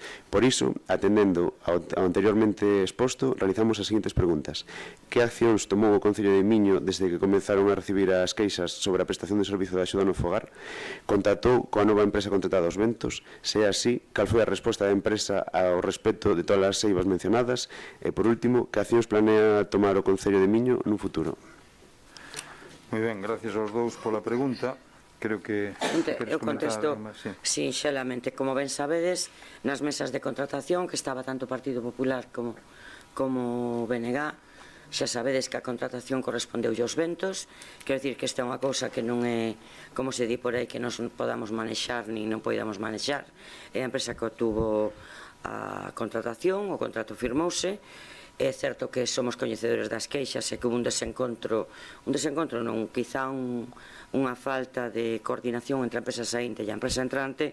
Eso, desgraciadamente, repercute xa non tanto nos traballadores da empresa, que os ten que subrogar a todos, que sí que é certo que repercuten eles, sino tamén o que máis que temos o ben máis especial de protección, que son os nosos maiores, que sin duda non se ven asistidos como deberían. Cando pregunta Fátima que medidas se van tomar, ou pregunta o BNG se hubo reunións, por suposto que hubo reunións tanto ca empresa como cos traballadores e tamén con algúns usuarios, incluso a través de servicios sociais. Medidas, por a información que este é un tema que non levo directamente porque non son a concelleira, por o que eu sei que se está iniciado un expediente sancionador e, como ben tes di Alberto, podemos atoparnos na posibilidade dun incumprimento de contrato. Os pregos de contratación os coñecedes todos os que estades aquí na corporación porque vindes ás mesas, entonces os trámites están iniciados e nós esperamos solucionar cuanto antes, sobre todo os problemas non dos traballadores que sí, que os teñen e que teñen que estar solucionados, sino tamén os dos usuarios. Eu que explique si queredes o secretario, o alcalde, os trámites que se teñen que facer, pero que están iniciados. Bueno, eu quería que Ignacio explicase un pouco o proceso legal dunha forma máis ou menos breve, sen estendernos moito. E despois eu sí quería fazer unha intervención explicando un pouco algunhas cousas que me parece que, máis que de legalidade, teñen que ver co funcionamento empresarial. Bueno, e outros temas colaterales. Ignacio, podes ti explicar ou en que consistiu o proceso? Porque, a ver, digo que Ignacio explique o proceso porque eu, aunque non teño Facebook, si me chega algún comentario do Facebook por aí e tal, hai de todo, non? Hai desde xente dunha opinión, xente de outra opinión, cada un ten a súa opinión. Eu, lóxicamente, teño que respetar todas as opinións, por iso non teño Facebook, porque non quero contestar. Porque se entro a contestar, daquela ao final acaba un perdendo o día en eso, é verdad, perdendo o tempo, porque hai xente que non necesita que se lle conteste, porque xa sabe que teñen a razón e daquela para que vas a decirla. Entón, eu quero que Ignacio explique un pouco o proceso legal, porque un dos comentarios que se dicen é que nos contratamos a empresa que nos dou a gana. E como sabedes, isto é unha administración pública, isto non é unha empresa, o sea, non é unha empresa privada, isto non é un chiringuito. Isto é unha empresa, o sea, un organismo público e ten que seguir un procedimento, a lei de contratos do Estado, e faise unhas publicacións, unhas licitacións e demais. Ese proceso se fixo, cumplindo ca lei, e, lóxicamente, houve unha serie de tramitacións. Nesas tramitacións externas, como están as mesas de contratación para ir seleccionando as empresas que se presentan ás ofertas, hai unha mesa de contratación na que está personal do equipo de goberno, concelleiros do equipo de goberno, concelleiros do Grupo Popular e concelleiro do BNG, e os técnicos da corporación. Entón, eso, como sabedes, son mesas abertas, públicas, e que están nunha plataforma de contratación onde non é manipulable o sobre. Antiguamente se entregaban en sobres e, home, sempre había a sospeita aquí, colleron o sobre, abriron e cambiaron tal. E hoxe iso é imposible, porque se fai tecnológicamente a través dunha plataforma. Entón, eu quero que o secretario explique o proceso primeiro para resolver ese tema. É dicir, aquí non se lle adjudicou a quen máis nos gustase, a ninguén. A ninguén. Adjudicouse. Ignacio, se faz o favor, por favor. Bueno, o procedimento de contratación da axuda no fogar, quero dicir, todos os concelleiros o coñecen, porque parte dos concelleiros estuvechedes nas mesas de contratación. Vale. Digo parte dos concelleiros para o que está, porque a mesa de contratación non o forman todos, senón que vai un representante do Grupo Popular, o representante do Grupo Mixto e un representante do Grupo de Goberno. E despois somos persoal funcionario do Concello.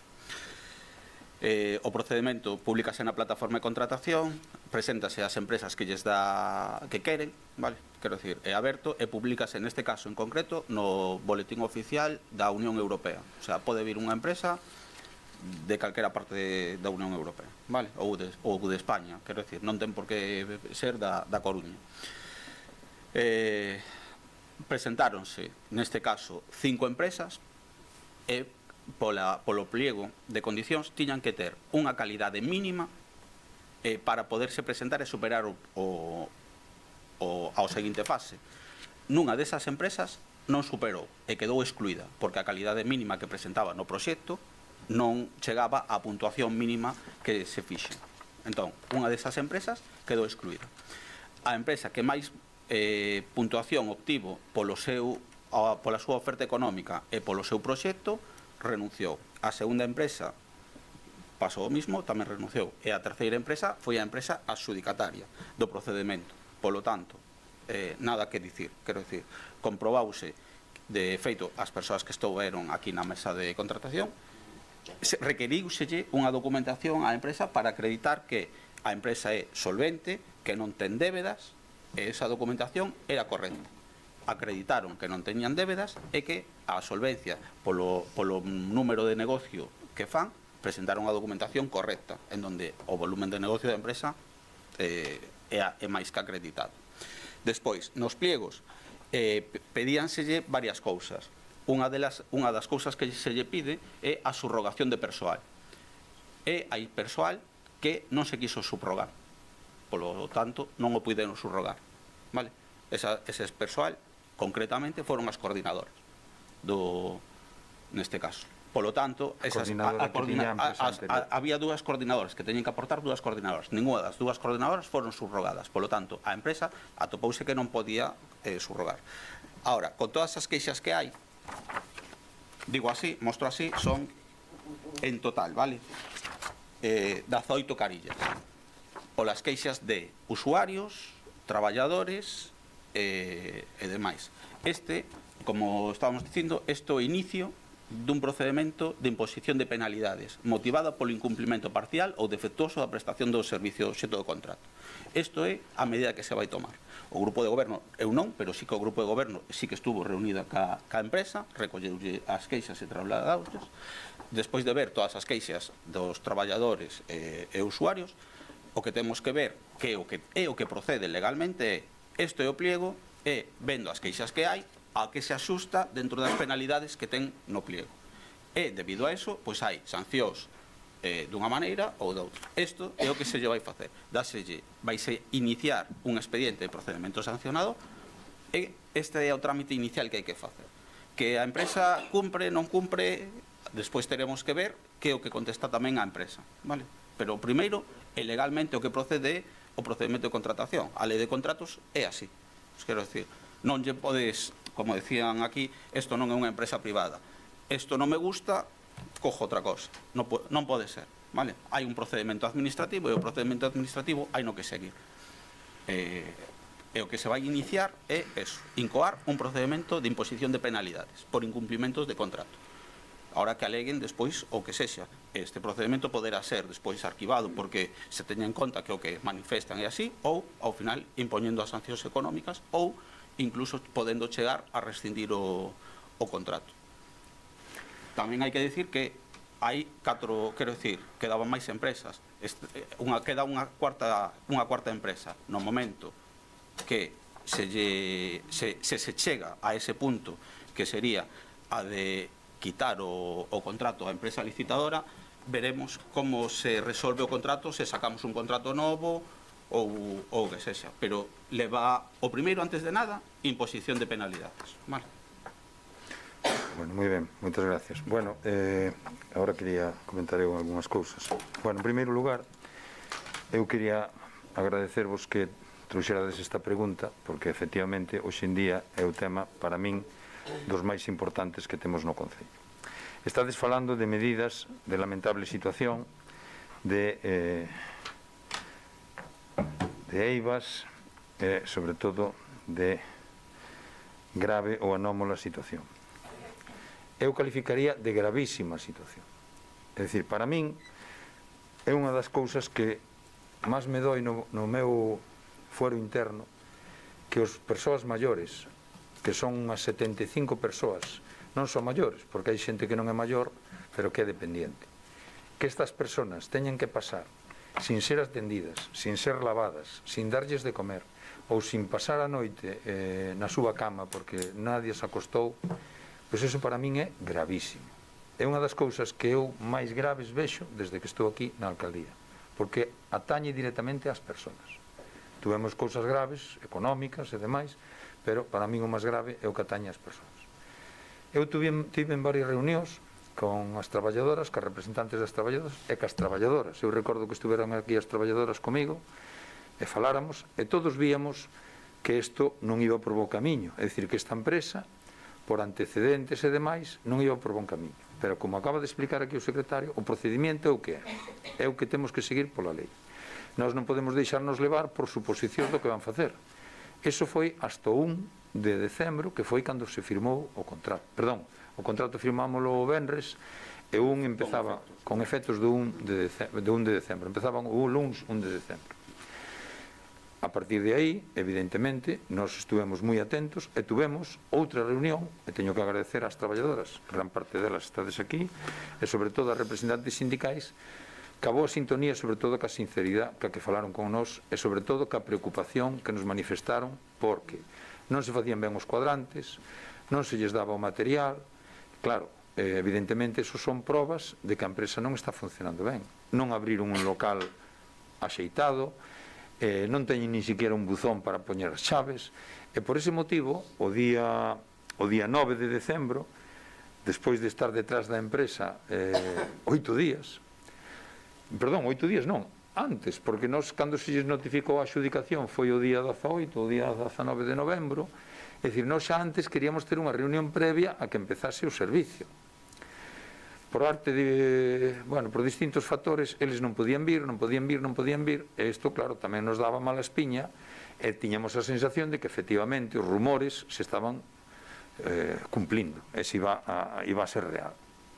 Entonces, conseguimos que ao final viñeran aquí o día 9, e eles, en principio, non querían reunirse cas representantes das traballadoras. Eu pidiña a representantes das traballadoras. Eu, se minto en algo ou se digo algo contrario, podedesmo botar na cara, porque estou intentando ajustarme á realidade do que pasou. Eu pidiña as traballadoras que estiveran aquí, e cando eles viñeran, pidiñes a eles que eu quería que estuveran as traballadoras, e de feito estuvemos con eles 5 ou 10 minutos antes de presentación, yo soy tal, yo soy cual, non sei que, e depois entraron as traballadoras, as representantes das traballadoras. Efectivamente, todo foron boas palabras de que iban a facer isto, de que iban a facer aquelo, de que tal, de que cual, de non sei que, non sei canto, pero ao final eso non se cumpleu. Entón, nós, como temos que actuar? Pois temos que actuar, como decía Ignacio, temos que abrir o expediente. O outro día, a raíz dunha pregunta que me fixeron nun medio de comunicación, pois eu fixen aí unha intervención no que poñía, efectivamente, adiantaba de que se iban a tomar as medidas legales e administrativas correspondientes. É dicir, isto pode desembocar nunha rescisión do contrato, ou pode desembocar nunhas sancións se eles van cumplindo. Pero, bueno, aunque cumplan, cousa que eu cada vez son máis escéptico, pero, bueno, lógicamente eu non me podo adiantar o que poida pasar no futuro, desde logo nós vamos a aplicar todas as sancións e vamos a facer todo o posible para que esta empresa cumpla. Se non cumplen, pois chegará un momento en que terán que, lógicamente, rescindirse o contrato ou que sexa. Bueno, para que se rescinda o contrato, xa sabedes que cando lle abres expediente a alguén, esa persoa, cando recibe a notificación do expediente, teñen uns días para alegar. Depois de que alegan, nós depois temos que contestar. Incluso despois podrían ir ao contencioso, creo, non? Ou... Sí, me refiero, lo primero es sanción, que es lo primero, que es la económica. Sí. Perdón, o primeiro é iniciar o expediente sancionador o que conleva unha sanción económica. Se a situación persiste e o desde que irse o seguinte, que sería o da restricción do contrato. Pero o primeiro que vai é a sanción económica. É dicir, eso que procede. Que isto non é inmediato, non é rápido. A legislación española é que bueno, pues nós temos que adaptarnos a eso e temos que estar. Bien, isto non quita que nós efectivamente estamos falando con representantes da empresa e lle estamos poñendo as cousas clarísimas, non? Eu tamén falei con representantes sindicales estes días, sobre todo con unha que non está aquí, pero falei con ela e estuvemos falando de todos estes temas e tal. Eu sei que outros representantes sindicales falastes con Yolanda, con concelleira, por teléfono e tal. Bueno, que eu agradezco moito ese talante e sobre todo esa predisposición vosa para intentar que isto salira ben. Que pasa? Que temos que ter en conta dúas cousas. Se a empresa abandona, temos que ter, digamos, unha opción B. Eso hai que pensalo tamén, a opción B, que eso non é para falar agora aquí en público, pero temos que pensar na opción B. Si conseguimos, ou si se consigue que ao final a empresa cumpla e tal, bueno, pues estupendo. Xa digo, veremos a ver o que pasa. Eu non sei como dicilo, porque públicamente teño que dicilo. Eu estou moi agradecido ao traballo que están facendo as asistentas de axuda no fogar. E tamén quero reconocer a labor das traballadoras sociales do Concello, porque é verdad que a veces veñen usuarios con toda, eu creo que con toda a razón, a veces as formas non son as adecuadas, pero con toda a razón veñen cabreadísimos, e quen paga os platos rotos son as traballadoras sociais. Traballadoras sociais, pois son traballadoras tamén, non? Eu creo que non son directamente as culpables de toda esta situación, e fan todo o que poden. As traballadoras do servicio, eu creo que tamén facedes todo o que podedes. Vos o que non podedes facer é ir a unha casa onde non vos toca. E se nadie cambiou o cuadrante e nadie vos dixo hai que ir a aquel sitio, hai que ir a aquel outro, pois claro, esa persona queda desatendida. E esa familia, con toda a razón, se enfada, con toda a razón. O problema, cando hai familia, pois ainda ao mellor ainda hai unha salida. O problema é cando non hai familia. Hai xente de axuda, usuarios do servicio, hai xente que non ten familia, que está sola. O outro día un auxiliar lle tuvo que levar un bocadillo, e gracias a ese auxiliar lle levou un bocadillo a unha muller, porque non tiña que comer, porque non lle fora a traballadora ali. A mí eso me parece gravísimo, pero que houve xente que quedou sin acostar na cama e xente que quedou sin duchar, sin lavar, sin asear. Porque, bueno, todos vamos para maiores e non nos gustaría que nos pasase eso cando nos toque, non? Ben, que podo pedir eu? Que foi o que pedín eu cando tuvemos a reunión o día 9 ca empresa e ca representantes das traballadoras. Eu que podo pedir que haxa comunicación, pero claro, eu vexo que as traballadoras ofrecen todo, incluso lles dixeron que lles axudaban a facer os cuadrantes, pero vexo que a empresa non o fai. Entón, claro, eu vexo que é imposible que isto culmine ben, non? Vexo difícil. Pero bueno, queda unha pequena posibilidade, ao mellor, de que isto funcione. A ver, quen está pagando os platos rotos de todo isto son desas traballadoras, pero principalmente son os usuarios. Os usuarios son os que están pagando os platos rotos. Eu, cada usuario que me chama, algúns me chaman, outros falan comigo, outros me encontran pola rúa e tal, outros veñen aquí e tal. Eu sempre lles digo, vos, por favor, berrad o que queirades, pero presentade a reclamación por escrito.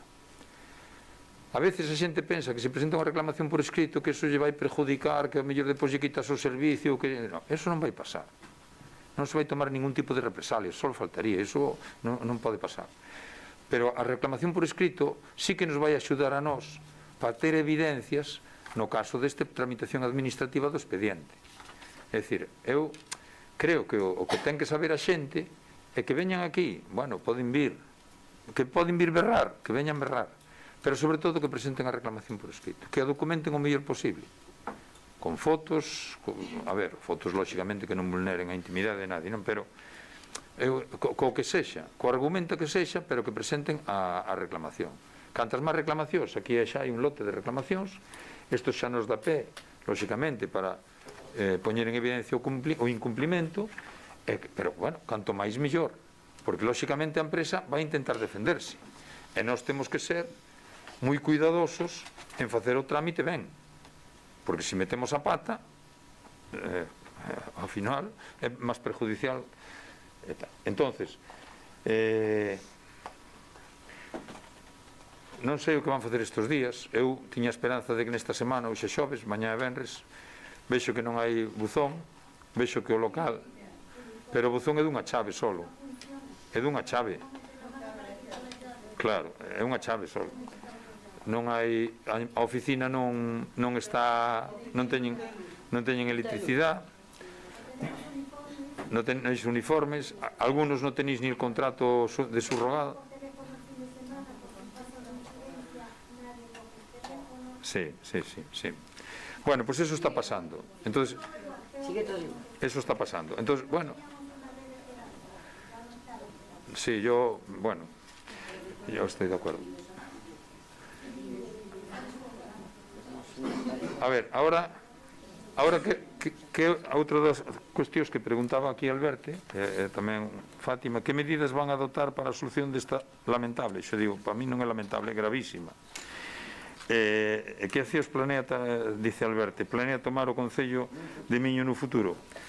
Pois nós abrir o expediente, é o que nos toca, eu o dixen na prensa, se teño que volver a decir o volvo a decir, e eu dixen á empresa, nós vamos abrir o expediente, a empresa está avisada, a empresa nos mandou xa unha resposta a un requerimento que veu da inspección, non? É Yolanda, o requerimento que veu da inspección de política social. Entón, bueno, nos sí. Entón, bueno, pois isto son máis elementos para sumar nese expediente. Ahora tamén temos que prepararnos a opción B, vale? Que eu non falei da opción B porque non sei cal vai ser a opción B. Non, pero pensad unha cousa, se a empresa de repente deixa de estar, claro, eso, pero hai que encontrar outra empresa que che veña, eso, bueno, ojalá xa esa alternativa, e ojalá se poida tal. Ahora, o que non podemos ter é un mes ou 2 meses ou 3 a xente, os usuarios, e as traballadoras tedes que estar nunha empresa, senón quen vos vai pagar? Eso é básico. O salario teñen garantido, pero o usuario garantido, pero Sí, garantido tempo. sí, pasa que a través de o caso é cando, eso sí. Sí, eso sí. Claro. Bueno, alguna intervención, sí, Fátima. Vale, ben. Alégrame que se este iniciando o expediente sancionador, pero o problema é que isto non vai solucionar a situación. O problema é que o propio alcalde acaba de dicir unha situación gravísima e se está falando de meses. E o problema, e o que a min casi máis me preocupa, é as respostas que se están dando aos usuarios. Porque se a meu pai o deixan sen limpar, o deixan sen bañar durante días, o que non pode vir ao Concello a dicir unha reclamación é que a resposta da concelleira responsable sexa que teño que ter paciencia. Porque a paciencia ten límites. E cando se trata dos nosos seres queridos, a paciencia ten o límite moito máis xusto. E quero dicir que a situación é gravísima e que estamos xogando coa saúde e con vida de persoas. E penso que o expediente, é verdade, hai que seguir os trámites legais e demais, pero penso que hai que tener outras medidas.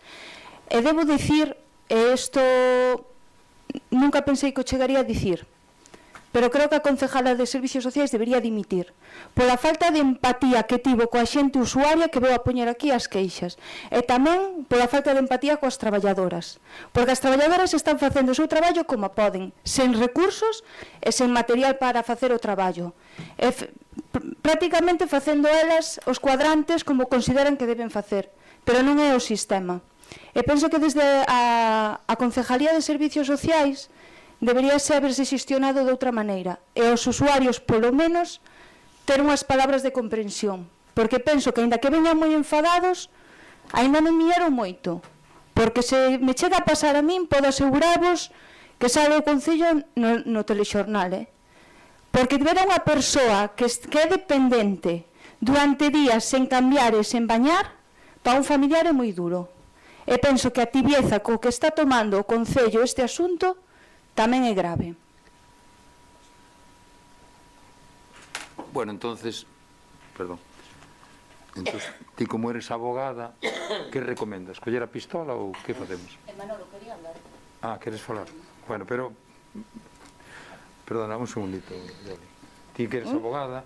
Efectivamente, son abogada. É verdad que hai que seguir os trámites legais, pero por parte da Concejalía pódense facer máis cousas e non darlles postas a usuarios de que teñen que ter tranquilidade, que hai que darlles tempo e que hai que ter paciencia porque entraron novos, cando xa sabíades como era a empresa. Non se dá nin tempo nin paciencia, e se teñen que coller e axudar as traballadoras para xestionar os cuadrantes e asegurarse de que ningún dependente quede sen atender, pois tamén se fai. Pero que non se pode deixar a xente durante 2 días nunha cama sen limpar e sen bañar. Porque iso é moi grave. E xente sen tomar a medicación, e xente sen comer.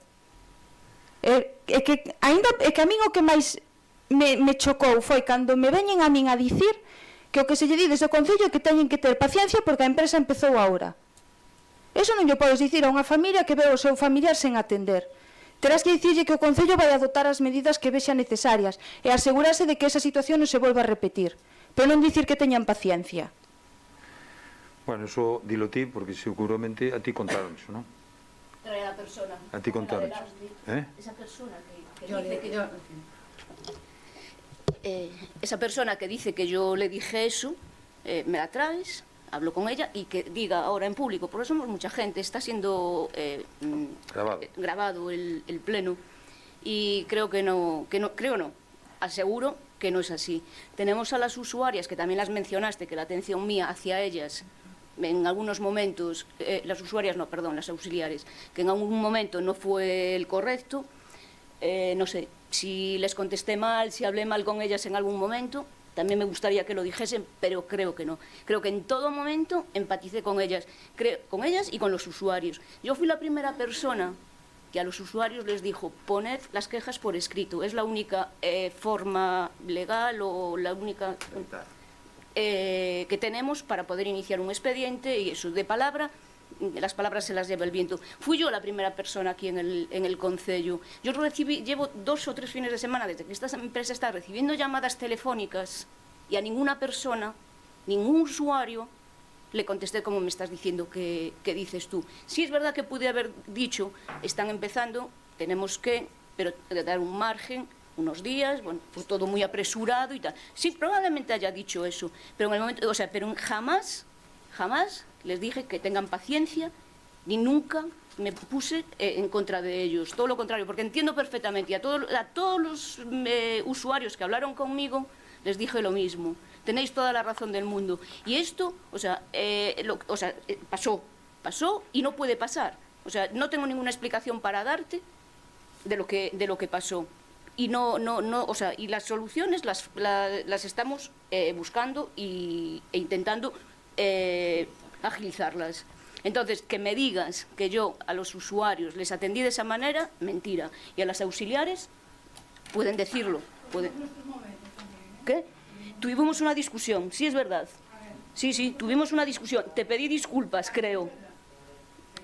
También te dije, estamos todos alterados, porque es una situación muy complicada y estamos todos nerviosos, yo la primera.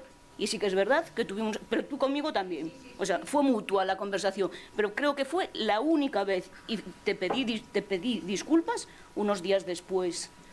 Creo que por ahí vas mal. ¿Quieres que dimita? ¿Qué quieres? Venir tú para aquí, ¿no? Vas a tener que esperar unos años. Bueno, espera un momentiño. Non sei se Alberto quería comentar algo, supoño que sí, porque é unha pregunta que faz ti tamén e me gustaría tamén escoitarte. Sí, o sea, eu tamén intentaría rebaixar un poquinho o ton e sobre todo as formas, polo menos eso, non por calquera das partes intentar non faltar ao respecto. Pero, bueno, eu sí que, non sei se ainda hai tempo a que se reposte, pero, bueno, sí que non se pode que quede a dúbida, sabendo desde finais de novembro que xa había queixas tanto da CIGA como das traballadoras e que logo que se foron sucedendo as queixas das usuarias e dos seus familiares,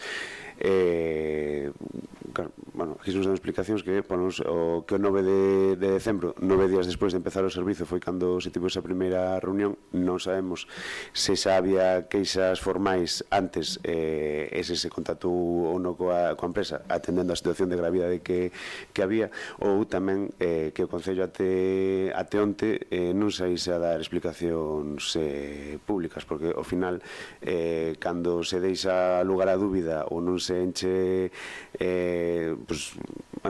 os ocos para poder ser de dúbidas, aquí todo o mundo pode facer as súas suposicións. Entón, eu agradezo a claridade, porque sabendo que onte foi 17, non sei se esa resposta do Concello viu despois das presas de saber que o día 15 tanto o Partido Popular como o Benegar fixemos por rexistro estas dúas preguntas, ou o día seguinte saía tamén na prensa a denuncia pública da CIGA. Entón, por favor, quero concreción nas respostas e claridade. Pois sobre todo eso, cando se tivo a primeira queixa e cando se fixo o contacto coa empresa. Mira, pois sí, eu agradezco a pregunta o comentario. Vamos a ver, nós o día 15 eu recordo que me chamaron pola mañán para preguntarme como estaba a situación no servicio, porque lles chegara ese medio de comunicación, lles chegaran noticias, non? Daquela querían saber a miña opinión. Eu din a miña opinión e iso recolleron no periódico o día 16. Xa sabedes que os periódicos recollen as noticias un día e publicanos ao día seguinte. Incluso, eu creo que ao mellor incluso hasta saeu antes na web do periódico, non o recordo ben, non? Ben, e logo, por outro lado, a ver, nós tuvemos a reunión o día 9 por a insistencia que tivemos ca empresa para que viñeran, porque a empresa estaba eludindo ter esa primeira reunión. Pero antes do día 9 eu me reunín, eu e máis, non me acordo ahora quen, creo que estabas ti, non, secretario? Estabas ti na reunión que cando estuvemos cas traballadoras? Non. Estaba eu solo, e Yolanda, estábamos Yolanda máis ti. E tuveramos a reunión con vos, cas que viñestes aquí, non me acordo o día, é verdad que non encontrei onde teño anotado tal. En esa reunión xa falábamos de que había, e vos, que teño que agradecelo, ofrecistes vos para que a empresa, calquera cousa que necesitase, que vos la pedise e tal, que vos estabades dispostas a axudarlle e tal. Eso, nos a empresa yo trasladamos, e depois o día 9 xa concretamos todas esas ofertas ou esas propostas das representantes das traballadoras. Que pasa? Que nós, aunque a empresa sabía o día 18 que era adxudicatario, o día 18 ou o día 19, hasta que temos firmado o contrato, nós non podemos facer nada contra a empresa, porque a empresa ten que empezar a ter o contrato para poder empezar a sancionala. E para poder empezar, lóxicamente, a verificar se cumple ou non cumple. Logo viñeron as queixas das usuarias, as queixas das traballadoras, escritos dos sindicatos e tal. A primeira é... Quero dicir, o día 1 empezaba a empresa, que era luns, e o día 1, día 1 de decembro, era cando empezaba a empresa, o contrato asinouse o venres, e o día 1 é luns. O luns era cando comezaba o luns é cando comezou o contrato. Era o primeiro día que tiñan que facer o servizo.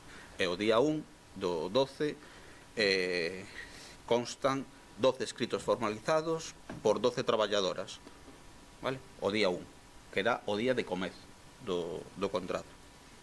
O día 3 do 12 a CIGA tamén presentou o escrito, o día 3, vale? Quero dicir, non sei se isto resposta ao que lle preguntabas ao alcalde, os usuarios, cando empezaron os usuarios. E despois, é que teño os números de rexistro das queixas. Non teño neste caso a data, pero sí que teño os números de rexistro, que hai 17, en total 17 queixas.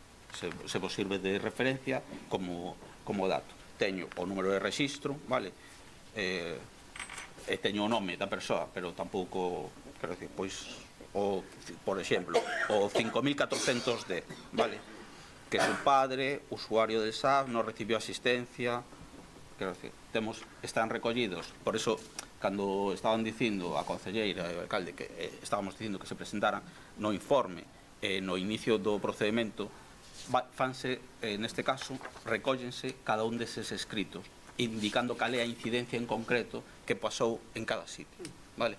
Entón, pois, esta incidencia é a que vamos reclamar á empresa, en concreto, e despois, o de, vamos a decir, o do local, que están dicindo que xa teñen local, o que pase que non está operativo, pero teñen, bueno, hai cousas que, claro, que lle temos que vaiselles pedir, porque é o que viña no prego que tiñan que cumprir. O no prego decíanlle, tens que ter un local en Miño. Non sei se vos recordades, quero dicir, creo que sí que estabas na mesa, Alberto, cando presentaban o escrito no propio modelo, que se recordades, no modelo que presentaron, requerimoslle que volveran a presentar o modelo, porque non se axustaba exactamente ao modelo que presentábamos nós. Recordades esta situación? Entón, fixéramoslle ese requerimento á empresa para que presentara o modelo con ese que se axustara, que sempre que decíamos, normalmente non pasa nada, pero requerimoslle para que así o fixera, porque non, efectivamente, presentou. Por eso digo, quero dicir, neste caso, pois era o modelo onde viña, comprométome a abrir a oficina, comprometer non sei que, e xa viña no propio modelo eses compromisos que adquiría. Entón, dentro deses compromisos que se adquiría, que xa lle mandábamos no seu modelo, ahora é o que temos que decir, comprométese a abrir a ter un local, a ter unha oficina. Tes, non tes, comprométeste a facer non sei que, tes, non tes, e ve por aí por onde temos que iniciar as sancións. No prego, quero dicir, vos, os concelleiros, o prego está publicado na plataforma, é público, vale? Podedes ver os motivos de sanción, os importes que veñen as sancións, vale? As cuantificacións, eso está no prego. Nos o que temos que seguir para facer as cousas legalmente, que é o que aquí corresponde, é ir ao prego e dir cumpre, non cumpre, tras, sanción, non sanción, esa é o que se fai na proposta, pero non podemos ir fora do prego, que era o que temos que ir para facelo. Entón, neste que vai ir por unha resolución da alcaldía o inicio do procedimento, vale? Neste acordo de inicio do procedimento están recollidas todas, hasta o día de hoxe, todas as reclamacións que existen ao respecto, quero dicir, ao respecto deste servicio, vale? E van recollidas, pois eso, tal un resumo do que se pon, do que, pois eso, vai o número de rexistro de entrada, e a persoa ten que ir, non pode ir tal, por motivos de protección de datos, non vamos poñer María José López López, non poñemos eso, vale, pero sí que poñemos o número de rexistro de entrada cunhas iniciais, para que se saiba quen é, o sea, que ese escritor este localizado, vale. Bueno, sí. Vale, ahora a empresa pagará a súa multa e tal. Primeiro hai que meter ya. Rescindirase o contrato. Un exemplo, a esta empresa rescindese o contrato. Na mesa de contratación a que di había 5 empresas. Ainda queda unha. Pero que esa unha que queda, mi madriña querida, se te posa a ler as reseñas que ten. E daquela, a miña cuestión é, sacaríase outra vez a concurso o contrato de... Porque, a ver, é unha opinión miña. Se xa esta tiña unhas opinións que poñían medo, a siguiente non a sabe. É peor. Non a sabe. Bueno, pois mira, eu digo que aí temos varias opcións. Hai varias opcións. Unha, chamar a seguinte empresa, que eu creo que non, porque xa temos contrato con esta, e unha vez que se rescinda o contrato, se chega a rescindir, automáticamente xa non corre a lista. Que eso temos que ver legalmente, creo que xa non corre a lista. O cual teríamos que sacar unha nova licitación. O que eu antes quería decir é que sacar unha licitación xa sabedes que leva 4, 5 ou 6 meses. Entre un proceso, unha cousa e outra, leva 4, 5 ou 6 meses. Entonces, temos que, por iso eu falaba do plan B, e o plan B temos que falar reservadamente. O plan B é, temos que encontrar unha empresa que poida sustituir esta empresa por emerxencia e ver como a podríamos contratar, todo eso tal, que tamén leva uns días, o sea, eso non é inmediato, xa sabedes que a administración non hai nada inmediato. Entonces, claro, o que temos que pensar, eu sei, porque, bueno, porque mo dixéstedes, e sei que vos vades a colaborar todo o posible, e que vades a facer todo o posible en caso de que teñamos que chegar a esa situación. Que ocurre? Que vamos a ver, non nos adiantemos, vamos a ver o que pasa, e vamos a ver que fai a empresa. No, vamos a ver o que pasa ca empresa. E nosa empresa teremos que seguir o procedimento sancionador polo marxen que corresponda. Claro que, a ver, isto non é arreglar baches, nin é recoller contenedores de lixo. Isto é un tema moito máis delicado, moito máis, por iso dicir que para mí é gravísimo.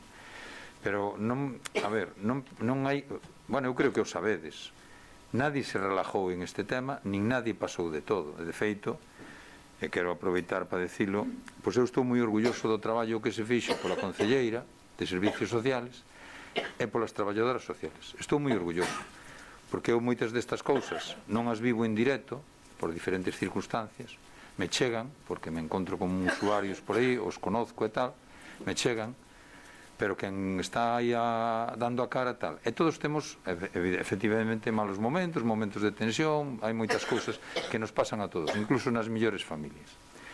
Pero no fondo, aquí se fixo un traballo inmenso e intenso ca empresa para que entrara polo aro. Que pasa? Que non está cumplindo a empresa. Entonces, pois hai que facer o que hai que facer, tomar as medidas legales e punto, e nada máis.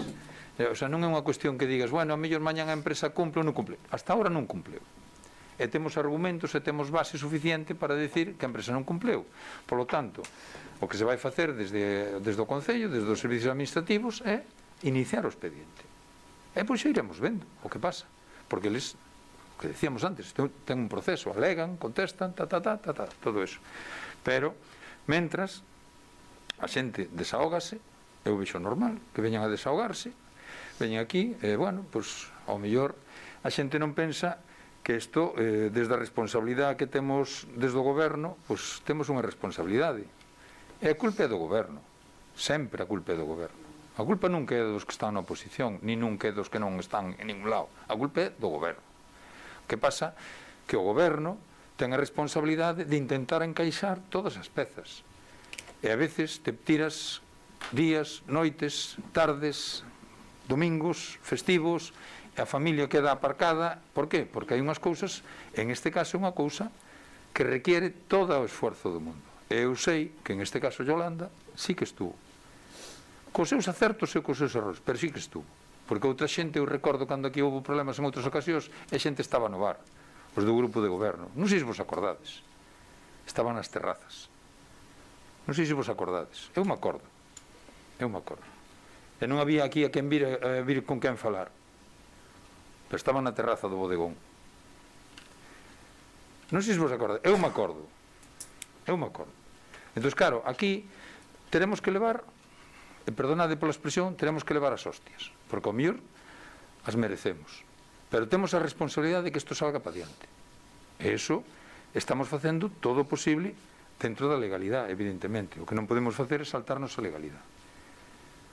E bueno, eu non sei se queda algo por aclarar. Alberto. Só por unha pregunta rápida. Cando se iniciou o procedimento sancionador? Que día? Cando se iniciou? Sí. Ainda non se iniciou, se están recabando información para... Claro. A ver, non sei se despois de tamén ter 12 reclamacións o primeiro día, non sei se 18 días despois un pouco tarde, pero bueno, canto antes mellor. Perdón. Os escritos, os 12 escritos son os do primeiro día, perdón, porque para non falar de memoria. Os 12 escritos do primeiro día son das traballadoras, vale? De idéntico contenido, porque son, quero decir, tal, comunicar a esta entidade local que a empresa adjudicataria, bueno, está en castellano porque va a ir, como es de contratación, se va a colgar en la plataforma de contratación, ¿vale? Adjudicataria del servicio no ha procedido a la entrega de la ropa ni del material necesario para poder desarrollar sus funciones en las debidas condiciones de seguridad e higiene. Por ello, solicitan la intervención del Concello de Miño a fin de garantizar el cumplimiento de las obligaciones establecidas en los pliegos que rigen el contrato y normativa laboral vigente. Eso es el escrito, resumen más o menos de esos 12 escritos de las trabajadoras que se han presentado. Y el ayuntamiento, en principio, con esto, no inicia el expediente, sino que el ayuntamiento lo que hizo es, mediante el grupo de gobierno, hablar con la empresa y demás para tal. Por lo que tengo entendido también, mis compañeras de que servicios sociales, las trabajadoras sociales, como decía el alcalde, también estaban al trabajo. Nosotros, desde la parte que me corresponde, por la parte de contratación, desde Secretaría, y en este caso, para hacer cumplir lo del contrato, con ese escrito no puedo iniciar un expediente de procedimiento sancionado. Con el resto de todos los escritos, cuando llegan los escritos de las quejas de los usuarios, con el resto de los escritos diciendo las quejas de los trabajadores y demás, iniciamos el procedimiento. Pero para iniciar un procedimiento tengo que tener una base. Si no tengo una base, no puedo iniciar yo el procedimiento. ¿Vale? Normalmente, quiero hacer una aclaración. Normalmente el público no se puede dirigir. Yo creo que estamos llevando el tema lo suficientemente respetuosamente y tal, y a mí no me importa que hagas una pregunta, pero esto no quiere abrir un turno de debate con todo el mundo, porque...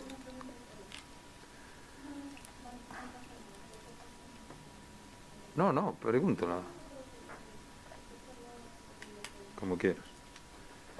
Bueno, algo máis? Bueno, pues este tema queda respondido. Pasamos á seguinte pregunta, que é do Grupo Popular, que é a número 2. Sí. As varandas de madeira están presentes en moitos lugares do noso municipio. Xa temos falado da sustitución das que están no centro do pobo, pero en parroquias tamén hai algunhas que requiren unha sustitución. Ten previsto o Goberno Municipal levar a cabo a sustitución de varandas nas parroquias? E te hago a outra tamén. No, contestamos a esa. Bueno, eu quería saber en cales. Pois mira, ahora que me acorde, na zona do río de Andel están mal. Ahora mesmo non me acordo de outras, pero hai máis por aí, Que está máis para baixo da tua casa ali. Non sei. Pois che preguntaba. O lóxico sería ir cambiando todas as de madeira e ir poñendo materiais con material reciclado, como fixemos cas que se puxeron en Raxel, cas que se van poñer en Raxel, fixemos ali detrás do Crisol das Rías, bueno, como se chama a rúa Ermo, e tamén como fixemos, vamos facer na Barrosa, que xa temos aí as varandas, pero agora hai que montalas. Bueno, e despois iremos pouco a pouco no resto dos sitios, porque igual que fomos facendo nos parques infantís, non en todos, sino en casi todos, poñendo varandas de material reciclado, que eso é máis duradeiro, e non ten tanto mantemento, nin hai que pintar, nin hai que pulir, nin hai que facer nada, pois eso iremos facendo tamén co resto dos lugares. Pero bueno, empezaremos por unhas e iremos por outras. Por último, estamos no último pleno do ano e os presupostos seguen sen aprobarse unha vez máis. Cando ten previsto o Goberno Municipal presentar os presupostos para 2026? Pois mira, eu queríache aquí unha errata, non? Unha pregunta esta, presentar os presupostos. Eu xa entendí que era iso, pero... Bueno, eu creo que, a ver, aquí é unha cuestión que máis ben é técnica. Nos as directrices políticas máis ou menos as temos xa aportadas. Nos falta agora que encaixen todos os elementos.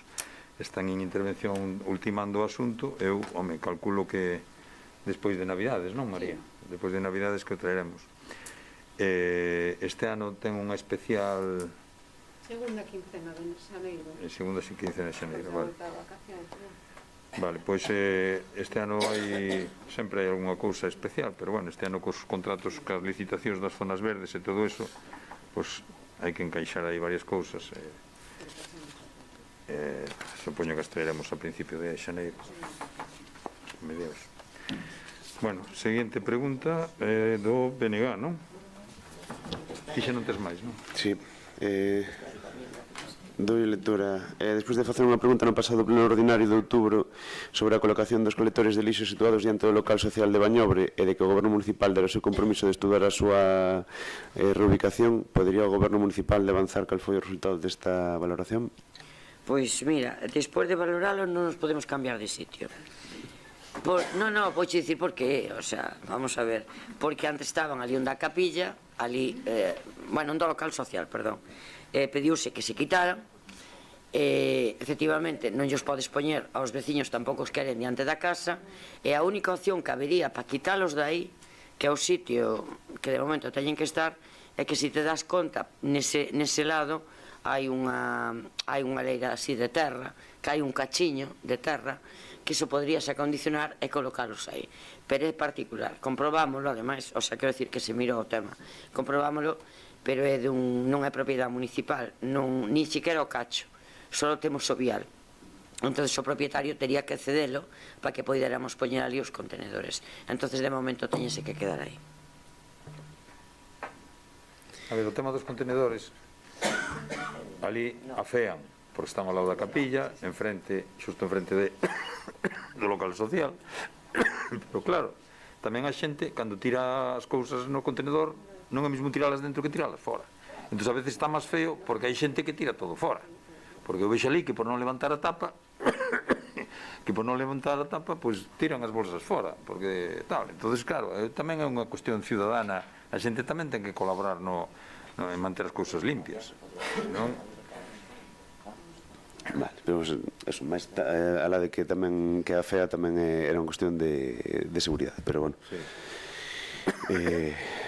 Vale, pasamos a terceira, esta é a que facía referencia no debate da anterior moción da persistencia, que avances hubo respecto á declaración comunil das marismas do Baxoi? Non houve avances.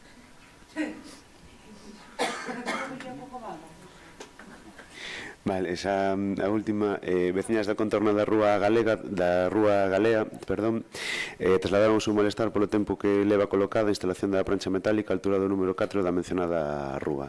Sinalan que nos días de choiva e debido á súa superficie lisa, o paso sobre esta prancha dificultábase e agora, coa colocación de valos de obra, obriga a baixar a beira rúa. Atendendo ao exposto, a que se debe que esta peza metálica leve tanto tempo colocada na Rúa Galega e se existe algunha previsión para a súa retirada?